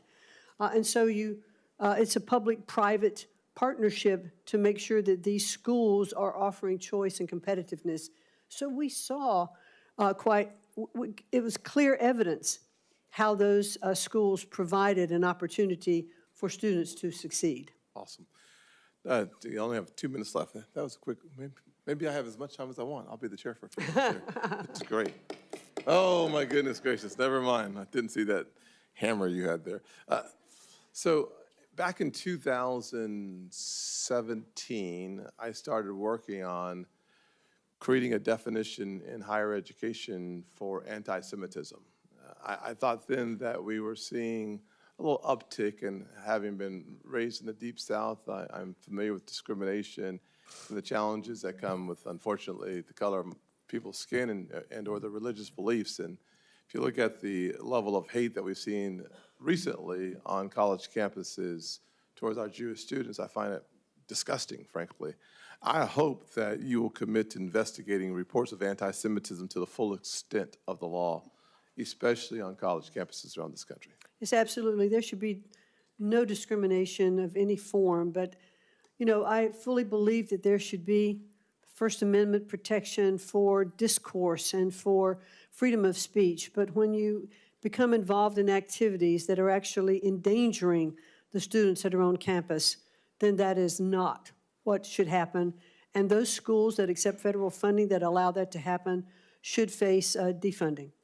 Thank you. And my last question, I know that many of us on my side of the aisle think that DEI is about power more than it is about anything else.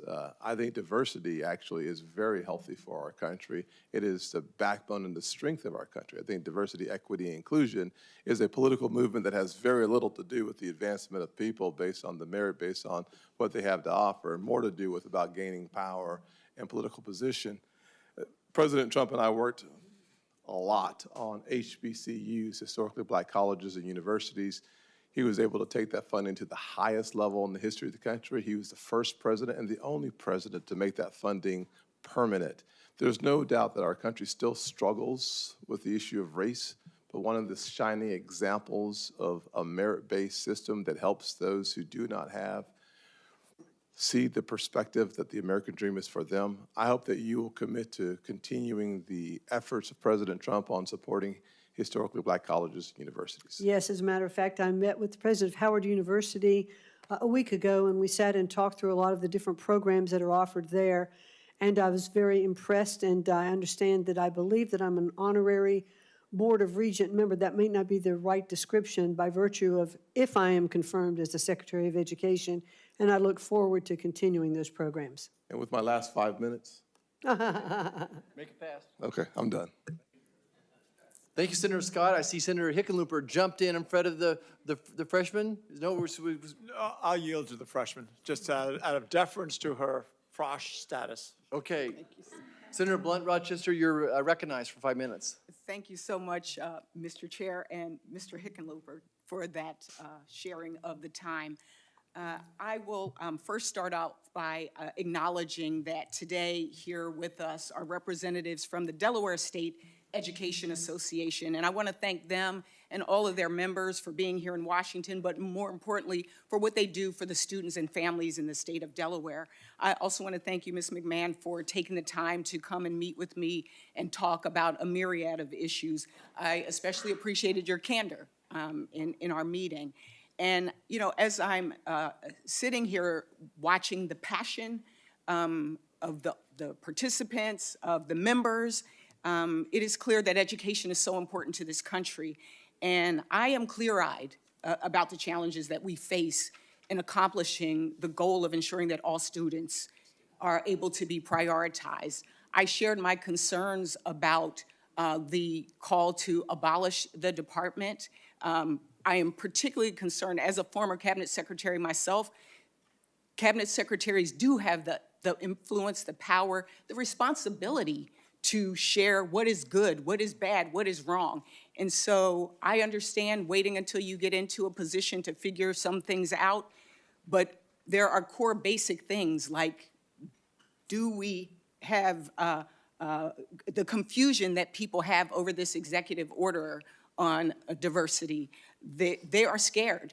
The fact that school kids are afraid to come to school, maybe because of their status, you know, we're hearing all kinds of stories, and that's why this hearing is so important. That's why this position is so important. And I'm just a little confused because part of the reason why it was created was because in HEW, children were buried into these big departments.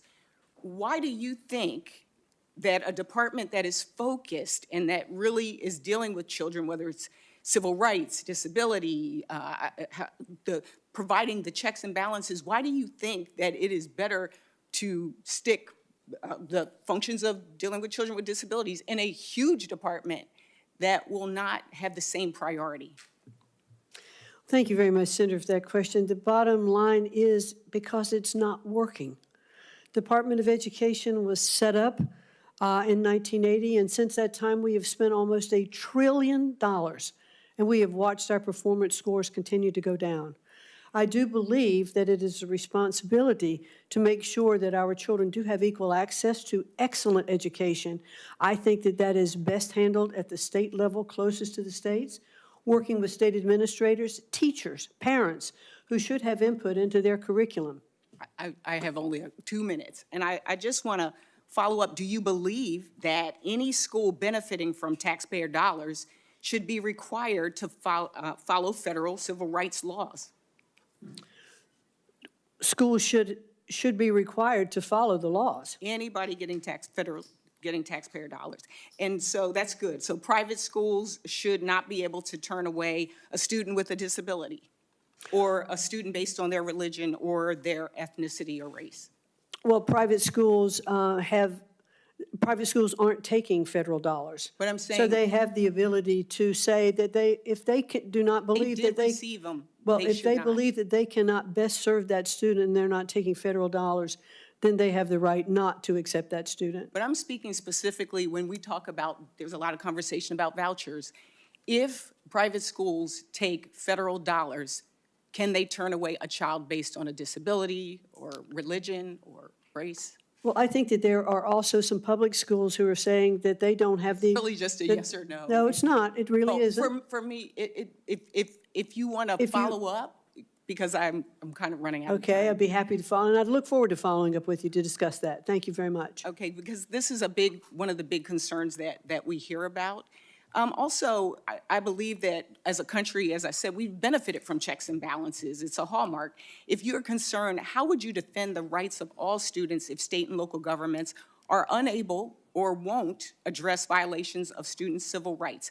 For example, how will you intervene if a student is being bullied or harassed on the basis of race or disability? Well, certainly, civil rights, are the rights of everyone.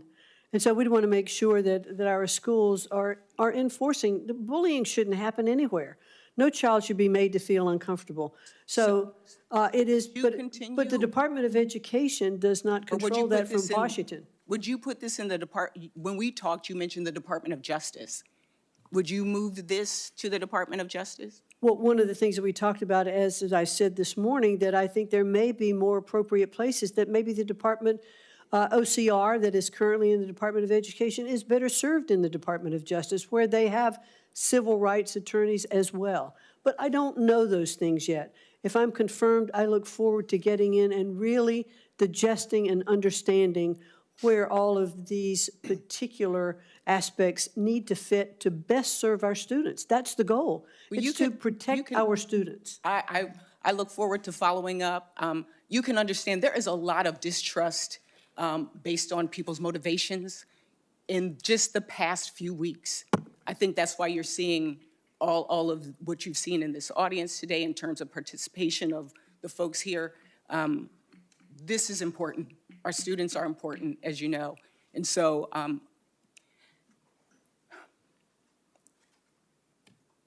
I really hope that this administration and that you will recognize that there are students, there are teachers, there are parents that need the support and the help. And we hope that you will continue as well with your support of HBCUs. Thank you, I yield Senator. back. Thank you so much, Thank you Senator so Marshall. much. Good morning, Ms. McMahon. Good to see you. Thank you. Good to see you too. You bet. Ms. McMahon, when I speak to youth, I typically talk about the three pillars of my life: faith, family, and education.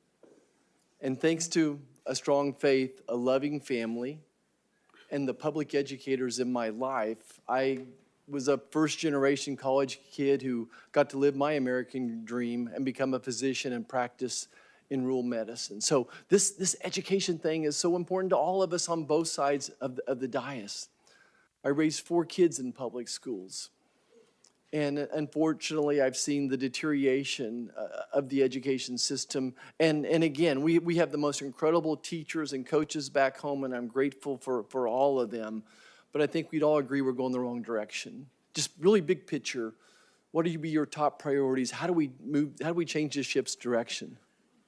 Well, certainly the President has given a very clear directive that he would like to look in totality at the Department of Education and believes that the bureaucracy of it should be closed, that we should return education to our states, that the best education is that closest to the kids, and that we should work with our local schools, with our superintendents, with our parents, to make sure that the education that our students are getting are the ones that is best for them. It's not one-size-fits-all education policy throughout the country.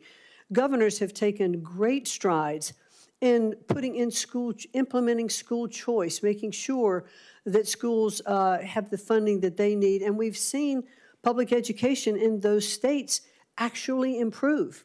There have been studies to show that. And so I'm very hopeful that we will get back to the basics of education so that our children can read when they leave 3rd grade, and that 8th grade students can do math and reading proficiency. Today, only one third of high school students graduating can read proficiently. That means 2/3 can't.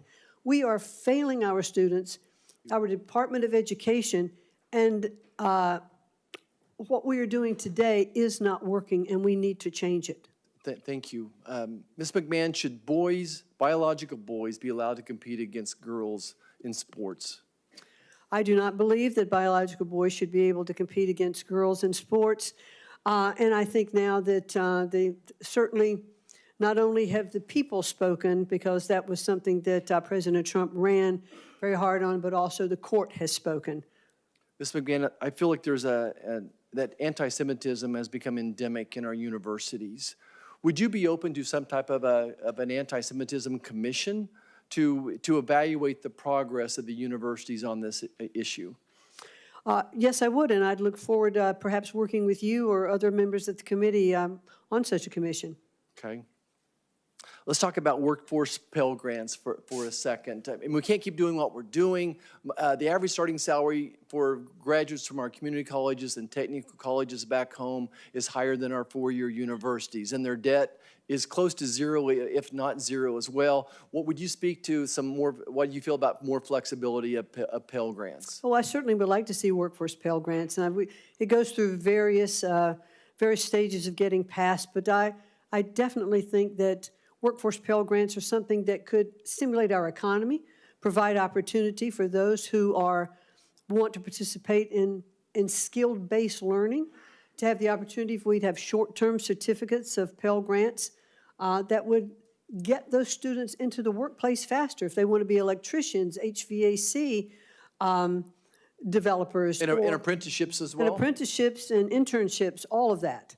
Well. In fact, in the first Trump administration, I was part of, with SBA and working with the Department of Labor, of making sure that there were more apprenticeship programs across the country, because those are very, very vital to the growth of not only our economy, but our businesses in general. Thank you, Ms. McMahon. I appreciate your answers and look forward to supporting you. Again, education is so important to all of us. To live that American dream, we need a strong education system. I know you're committed to that as well. Thank you, Mr. Chairman, and I yield back. Senator Hickenlooper. Thank you, Mr. Chair. And thank you, Ms. McMahon, for your public service and for coming back and going through all this. Again, I thought when you were talking to Senator Blunt-Rochester, your comment that bullying shouldn't happen anywhere is true, is absolutely true. It shouldn't happen in schools. It shouldn't happen in homes. It shouldn't happen in government. And I'm not going to go over, I agree on the things so much you've covered, anti-Semitism and making sure that there's great clarity around that. I want to talk a little bit about history and the teaching of history. I used to talk about topophilia, which means love of place. And I believe it's a basic building block of economic development of people's affection for a place. And that affection comes largely through the teaching of the history of that part of your state or your county, however that gets broken down. But I think teaching every part of our history is important. Colorado, some of the worst parts of our history, Governor Ralph Carr, a Republican governor who's one of the few Western governors who, when we were putting large detention facilities together for Japanese Americans during at the beginning of World War II, he said not only we're not going to support that, but any Japanese Americans who want to come should come to live in Colorado and live freely. We had the Sand Creek Massacre, where Colorado volunteers slaughtered almost 200, mostly women and children. But I think you mentioned in your testimony that the importance of teaching true history. And I understand the emphasis on positive, but I want to make sure that we agree on the teaching of all of it, both positive and negatives, just because as an entrepreneur, you learn more from your mistakes than from what you do right. And I think making sure that we don't gloss over the troubling parts of our history that we're not letting that slip behind us. Well, clearly, I do agree that we should teach our history, the true history, the good, the bad, and the ugly, because we don't learn unless we recognize our mistakes. I will say that the Department of Education does not establish curriculum, but that is handled at the state level. But clearly, I am in favor of our history being taught exactly as it happened. Right. Well, I appreciate that. And it's funny that a lot of people don't, so it's good to get that on the record. We talked a little bit about apprenticeships and the importance of apprenticeships. I think the comment you made just that almost 2/3 of our kids when they graduate from high school cannot read proficiently is a disgrace that we should all not accept. And as I think as you recognize, it's not that we don't have good teachers. I think we have great teachers in every state. It's a very powerful statistic that in almost every survey, parents think that the school systems are broken except theirs. They think their school is pretty good. And I think that's a reflection of the quality of teachers we have. But this notion that everybody should go to college, I think is prevalent and persistent. You know, that you've talked about the importance of alternative career pathways. When you were in the office, we discussed this. You know, one of the major issues we hear on trying to push apprenticeships, not just to trades and not adult apprenticeships at 18, but 16, 17, 18-year-olds while they're in high school going and working a couple days a week in an insurance company, could be a law firm, anywhere, but learning what a job place looks like, coming back to school and learning things that might make them more successful there. One of the problems is that type of an apprenticeship, so many of the academic advisors are just focused on that 4-year college track. And that's what the parents are kind of expecting. They may not even realize what apprenticeships are around there. What can you do as Secretary of Education to share with high schools all across America that these other alternative pathways are available? Well, certainly I've been on the record even when I ran for the Senate in the state of Connecticut. I ran twice and didn't win, but I always talked about how we needed skills in our country that we did not have the trades that we need to have today. But I also talked about how parents, I think, are encouraging their children only to go to college and not necessarily recognizing that there are other avenues that those children could pursue. I clearly was a parent who were pushing both my children to go to college, but I realized today that there are other opportunities for students to succeed and enter into a pathway that they will be successful in their lives. So I think apprenticeships, internships, working the public-private sector to make sure that we have our curriculum that is designed for the needs of the communities and business. I think that's incredibly important. It's one of the things that we've striven to do at Sacred Heart University that I sit on the board of education. What are the needs of the community, and how can that curriculum be structured to satisfy that need? And that's, I think, critically important. Great, and we're out of time. Of course, I've got millions more questions. Maybe we'll continue that discussion. I appreciate you being open about not wanting to end the Department of Education completely, and not your willingness to look at Pell Grants on a larger scale. Thank you. Senator Banks. Thank you, Mr. Chairman. Just as a side note, I'm struck by the outburst of some of the protesters in the room, and a number of them have told us that they're teachers. Can you imagine them teaching, these people teaching our kids in classrooms across America, and they come here and act like children with outbursts and try to prevent us, in an attempt to prevent us from doing our job to move you forward, to do the important work that you have to do. For me, that's what this is all about. I have 3 daughters who are in grade school in public schools, and I want to get politics out of the classroom. I want political flags and political statements and ideologies out of the classroom. I want teachers to teach our kids and prepare them for the jobs of the future. And I'm very intrigued with what President Trump is talking about in dismantling the federal Department of Education, because I served in the State House, and the Indiana State Constitution devotes a number of chapters to educating our kids. And the last time I checked, the federal Constitution doesn't say a single thing about education, because our founders in their wisdom recognized that that is a role of the state. And Ms. McMahon, I know we've talked about this before, but this is about an attitude of empowering teachers and schools and moms and dads to give our kids the best chance that they can possibly have. And I know that you agree with this, but when I ask anyway, can't the state of Indiana do a whole lot better of a job of spending dollars on education rather than bureaucrats in Washington, D.C.?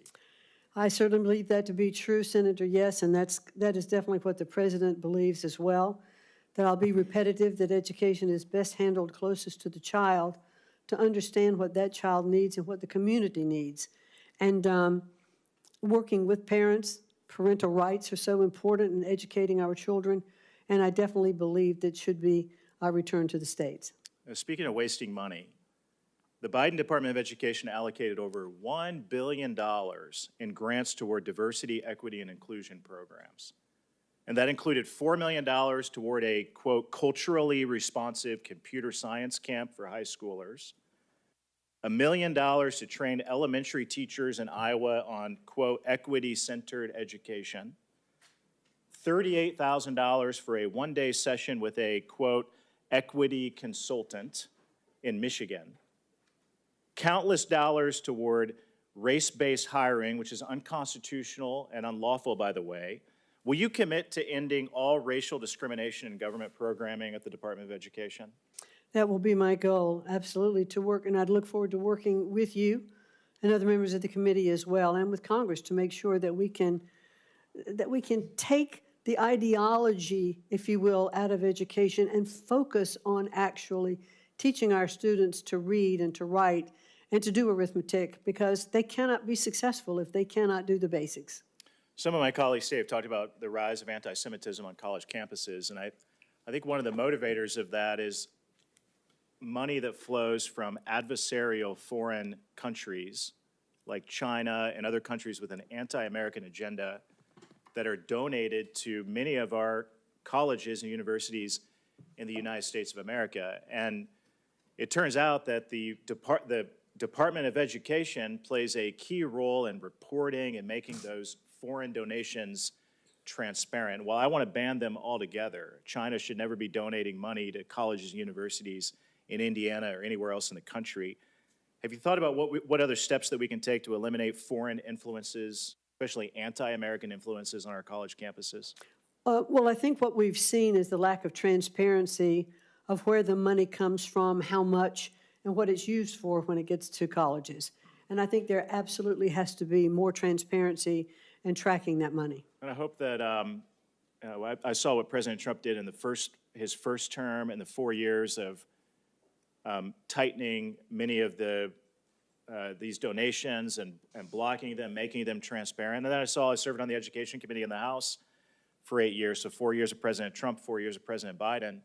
There was no attention paid to this under President Biden. Chinese Communist Party dollars flowing to colleges and universities that are no longer reported, made transparent. I know that will be a big priority of yours because we talked about it, and I want to do everything I can to help you block it, make it the public should know that adversaries of the United States of America are giving money to the universities that they're sending their kids to. So thank you very much for your leadership. You have my full support. I look forward to working with you. I yield back. Thank you. Senator Markey. Thank you. Yesterday, President Trump said he'd like the Department of Education to be closed immediately. He called the department a big con job. Education funding helps us work towards a country where every student can go to their school knowing that they will get the same education as the family that can afford private school. Public school is not a con job. It's equality for every student, regardless of income. It helps guarantee that every student, including the 26 million low-income students, the 10 million rural, 5 million English language learners, 7 million disabled students, and 1 million homeless can go to public school knowing they have the same opportunity as every other student. Trump's crusade to abolish the Department of Education and, quote, root out waste and fraud and corruption for cuts to public schools is an attack on every public school student, parent, teacher, paraprofessional, administrator, and school worker in this country. Waste, fraud, and corruption is code for cuts to public education for all of those students. So I have here the text of a bill I've been working on, the No Cuts to Public Schools Act. This bill would guarantee that federal funding to public schools could not be cut during the length of President Trump's administration. Mr. McMahon, can you commit today to not cutting funding for public schools in this country? Well, certainly what I'll commit to, sir, is that funding for schools is appropriated by Congress. And that funding should continue. Congress will continue to pass those laws. The Department of Education is not doing that. So will you will you oppose any cuts to public education? Yes or no? Well, the president is not saying that we should cut funding to public education. Yes, he is. He is Yes, simply he is. saying, well, I would disagree with you there. Elon Musk yesterday announced he would immediately cut $900 million from the Department of Education. And he stood right next to Trump and made that very clear. So the answer I'm looking for, by the way, is a yes. I will fight to make sure that public funding is not cut, because that announcement was just made, the $900 million cut, and we know that's just a down payment to gut the education of every public school student in America. And by the way, to find the billions of dollars that are going to be needed for the tax cuts for billionaires and millionaires in our country, they have to go to the Department of Education, they have to go to Clean Air and Clean Water, they have to go to Medicaid, they have to go to the Affordable Care Act, they have to go to all of the programs that they are calling waste, fraud, and corruption, but that's just another way of saying the programs that help the poor and the sick and the elderly, the disabled in our society. That's what we are talking about, because they want all of these programs gutted to find the funding for the tax breaks. So DOGE, as it's rumbling through the Department of Education right now, just stands for Department of Gutting Education. That's what they're doing. They're inside looking at it. $900 billion is the down payment. So, Ms. McMahon, can you commit today to fight so that not $1 from public schools goes towards paying for tax breaks for millionaires and billionaires? Well, that was certainly a broad view of what is going on right now today with trying to find waste, fraud, and abuse. Those groups that are in the Department of Education, from my understanding, have looked at competitive contracts that are bidding, and let's see where that money's going. How's it being spent? I'm not there. If I may, Senator, what they're doing, you've asked me a question. I would really like the opportunity to answer. What they're doing is, first, they announce the cuts, then they go to find where it is. So it's all backwards, and again, we know what the plot is. And ultimately, the answer I'm looking for is a yes, because if even $1 flows away from an educator or a student towards a billionaire tax break, that will be immoral in our country. Immoral. These kids deserve the funding which they are receiving. And Donald Trump and Elon Musk should be ashamed that they are working harder for billionaires than they are for working families, for these kids who need help. 90% of disabled of students go to public schools. 95% of students with disabilities go to public schools. And Trump and Musk want to take from those students to give to billionaires. That is immoral, it's wrong, it's unjust, and we're going to fight it every single step of the way. Thank you, Mr. Chairman. Thank you, Senator Markey. Senator Moody. Hello, it's so great to be with you. Thank you for joining us today. I'd like for you to have some time to answer some questions. Wouldn't that be unique? I'm wondering, one of my very first important questions is it harder to sit composed and calm and focused among a bunch of WWE wrestlers, or is it harder to sit in this hearing with people popping up and yelling at you all the time? I can stay pretty composed and focused in either environment. As you know, the United States Department of Education provides more than $120 billion in grants, and much of that flows through to our public university systems. And the Higher Education Act makes a condition for higher education to receive a single dollar of that money, that higher education institution has to be accredited. Now, that's not by the Department of Education. That they have delegated that to a private entities of persons that aren't accountable to voters, aren't accountable to the president, and they decide who's accredited, which institution actually is eligible to get all that money. In Florida, we have had the experience that our post-secondary institutional accreditor, the Southern Association of Colleges and Schools Commission on Colleges, also known as SACS, has decided that it will threaten that accreditation, meaning threaten our federal funding, if we even suggest that maybe a former policy leader, lawmaker, conservative might go into leadership in a university. Or one of my dear friends, Senator Scott, former Governor Scott, had suggested that he was going to go on campus and speak about hazing. Seems pretty expected. As a parent, I would want that. And our accreditation was threatened. Even in North Carolina, when they wanted to institute a policy focused on, or excuse me, a program focused on ideological diversity, their accreditation was threatened. As Attorney General of Florida, I sued. I think there's a constitutional problem with the Department of Education delegating that authority to a private organization who dictates whether someone can get federal funding and tries to insert their own preferences and policies down into the education policies of a state and force it on our educational institutions.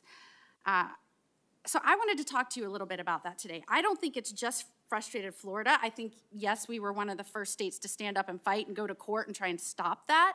But a lot of the themes that you're hearing, especially with some of the nominees, are we're trying to stop unelected bureaucrats or unelected people in these private organizations that have been either getting a lot of authority or a lot of federal money pushing policies into the states, and we don't think that's right. So I wanted to talk to you. Do you think that's right? No, I don't think that's right. And if you're confirmed, which I expect that you will be, and I hope that you are, I'm very impressed not only with your some of your educational participation in your own state, but your managerial experience. I think we need that right now.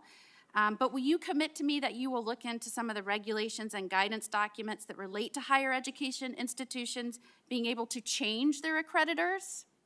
Yes, definitely, and I'd look forward to working with you on that. And there's been a lot of issues raised about these 5 to 7 accreditors that are the ones that are deciding these fates today, and I think that needs to have a broad overview and review. It may be that we have to look at the accreditation process, and as Congress, you might need to amend the Higher Education Act to make them more accountable. But I do believe, and we're still in litigation, I say we, I'm trying to change hats now as Senator Moody, but Florida is still in litigation about this issue because I do think it's a constitutional problem for an agency to delegate that kind of authority over to a private organization. And I think a lot of that delegation is really where you're seeing states getting frustrated, people getting frustrated, because in these agencies and in these private organizations, you're seeing an ideological agenda, a policy-driven agenda, and people that are willing to implement it, whether they have the authority or not. And I believe that is where you're seeing so much frustration and why you saw such an overwhelming expectation that this president change things. And I think you're going to help him do that. And I, for one, am looking forward to that. Thank you, Chairman. Thank you very much. Thank you, Senator Moody. Now it is Senator Kim's turn. Yeah, thank you, Chairman. Thank you for coming before us. I guess I just wanted to jump in. I've heard a couple times you mentioned that you believe that Congress would need to be involved if there is an effort to abolish the Department of Education. That's right? Correct. Do you know if President Trump shares that sentiment? I've heard President Trump recently, over the last couple of weeks, in conjunction with his fervor to shut down the bureaucracy of the Department of Education, he has also stated that he will work with Congress to make that happen. Do you know if Elon Musk, have you had any conversations with him about the Department of Education? Him I have or not. his team? Why I raise this is that, you know, I just came from another hearing that was talking about foreign assistance, talking about USAID. USAID is another element of our federal government that was codified by Congress, and we see an effort there to dismantle it. Not fully abolish it, but dismantle it basically down to about 600 people. You know, gut everything, put it under the State Department. So I guess I wanted to just ask you, if something like that was proposed by the Trump administration for the Department of Education, does that have to come to Congress? Certainly, there are departments that I believe that are in the Department of Education by statute, and those have to be looked at. And what, Could they be moved? what elements of the Department of Education are those that are protected by statute? I believe IDEA is, I think Title I is, and I'd like to discuss that, look into it and discuss it more fully with you. But for those that are not codified by statute, you're saying those are ones that the executive branch can do as they please? Well, I think that I would like to look into that more. Why I kind of mentioned this as well is that, just in the first couple of weeks here, we had a lot of conversation about the surge of anti-Semitism, our strong support, and making sure we're protecting students from that type of harassment, from that type of intimidation. Absolutely something we need to stand against in terms of anti-Semitism. But I guess I was alarmed because what we ended up seeing is that multiple attorneys and other staff members of the department's Office of Civil Rights have been placed on administrative leave with no notice, no explanation. And some of them were in the process of investigating cases directly related to anti-Semitic harassment. So I guess I wanted to just ask you, is that something you would support? Do you think that that's the right actions that we should be taking at this time that we see such a surge in anti-Semitism? Well, Senator Kim, I know it's not a great comfort for me to say this morning that I am not yet confirmed and have not yet been in the department. I don't know about all the administrative people that have been put on leave. I want to look into that. I want to understand it. I want to assess the department. I can't do that unless I'm confirmed and I get there, but I would certainly be willing to come back to you with a more specific answer. But does that concern you at all if you were confirmed? Would you make that a priority to go and see whether or not this is going to impact our ability to respond to anti-Semitism?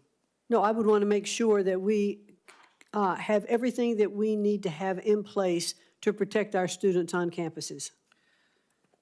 One thing that we have been having this debate on here in Congress is about this, and what we've seen is that Republicans have called for a 25% cut in the budget of the Office of Civil Rights.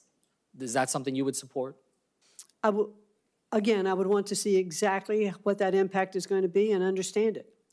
Look, I guess I'm frustrated because I feel like this is such a clear place where we can just say, yes, we want to make sure we have as much resources as possible to be able to fight anti-Semitism, to make sure that we're addressing these needs of such a surge. When we see a surge in anti-Semitism, of course we would want a surge in resources to focus on that. So I just wanted to raise that because this whole debate that we're having right now, it feels like it's untethered from just the reality on the ground. And I just urge you, if you are confirmed, that we are understanding the human impact of the problems that are here. I have a second grader and a fourth grader. I got two little boys. And I just had their parent-teacher conference. And yes, we talked through the performance of my kids, the data that NAEP and others are used, the Institute for Education Sciences. Now we're seeing $900 million cuts to that coming out from Elon Musk and his team. But I just raised this is the reason why teachers are concerned right now is not about their own salaries and their own careers. When they talk to me, they talk about the kids. They talk about the kids. That's I find that to be so powerful when these teachers, they're saying, look, I'm not asking about my own career. I'm asking about the kids. So just as you proceed, just remember that. Parents are very scared right now. Now yield back. Thank you, Senator Kim. Senator also Brooks. Thank you so much, Mr. Chairman. I'd like to just begin my remarks. Hello, thank you so much, Ms. McMahon, for being here today. And I'd like to just begin, follow up with what my colleague said and address what I regard as very disparaging comments. I'd just like to say first by one of my colleagues regarding the educators who have come here today. And in the same vein as Senator Kim, the educators who are here, my colleague referred to them as these people, and said, who would want to be taught by these people, the passionate educators who have come here today, not on behalf of themselves, they're here on behalf of our children. And I want to address how shameful it was to say who would want to be taught by them. They are exactly the kind of people who we want teaching our children. The question I have for you today, I know your parents were civil servants, and so you recognize the importance that they bring to their work, the care and concern that they bring to their work. And I have been very concerned regarding the treatment of many of our civil servants, those especially in the Department of Education. You may know that last night a number of them were laid off with 15 minutes to have their computers turned off, access to it, just treated really horribly. So the question I have for you, because one of my constituents on a town hall I hosted last night with 17,000 Marylanders said that they are working in a culture of fear at the department, and that civil servants at the department don't know who will be fired next, have little guidance, and feel like they can't do their jobs, and they care very much about the work they're doing. So how will you address the culture of fear in an environment where civil servants, both Democrats and Republicans, who are working there are feeling undervalued and attacked by this administration? Well, thank you very much for that question, Senator. And it's always difficult to downsize. It's always difficult to restructure and reorganize in any department. I have faced that, in the business world, because you know that you do impact people's lives. But at this particular point, I know that there are people that are being placed on administrative leave, which means they are still receiving full benefits and salary while their jobs are being looked at and how the department is being evaluated overall. I think people should always be treated with respect and with humility.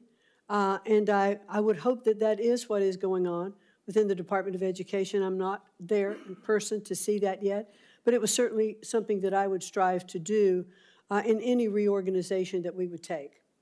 Okay, and I'd also like to ask you regarding the president's targeting of legally binding collective bargaining agreements. He has really targeted those, to ask you whether you will commit to abiding by the agreement and upholding civil service employment protections.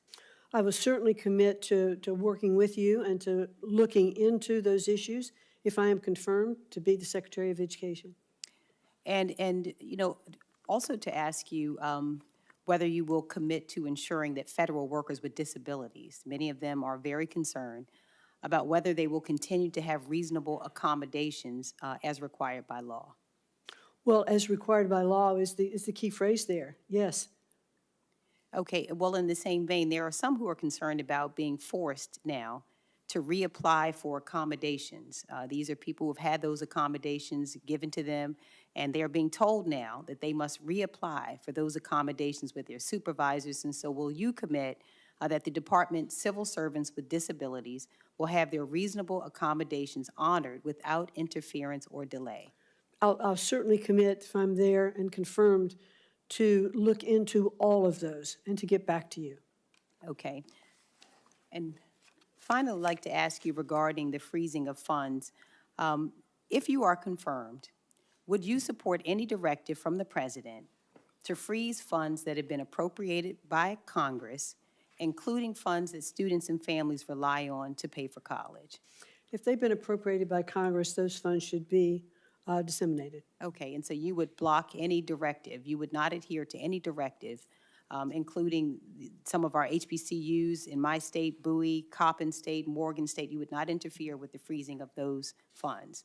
I commit to you that I will look into every single one of those programs so that I can get back to you and say, this is what I've found, this is what I've discovered, this is what the action is being taken against it or in favor of it, because I'd want to be very inclusive with you on that regard. Okay, the final question, I just have 9 seconds here. Title I, I know that you said you support it. If the Department of Education is dismantled, what will you do to protect the students who are disadvantaged and impoverished on Title I funds? Well, Title I funds are appropriated by Congress. They flow directly to the states today. They go to the State Department of Education, then they're deployed to the districts. So the Department of Education is not really involved in that distribution. Okay, thank you so much. Thank you. Thank you, Senator Brooks. Senator Sanders. Thank you, Mr. Chairman. I ask unanimous consent to enter into the record 18 letters opposing Ms. McCann as Secretary of Education. So ordered. I will now conclude, but let me first say that the Capitol Police are requesting that the audience remain seated until Ms. McMahon leaves. So just to first say that. Ms. McMahon, thank you very much for being here. You've handled yourself extremely well. I now ask for unanimous consent to enter into the record 55 letters of support for Ms. McMahon's nomination. And this concludes our hearing. For any senators who wish to ask additional questions, questions for the record will be due tomorrow at 5 p.m. Once more, audience, please stay seated till Ms. McMahon leaves. Thank you. Thank you very much.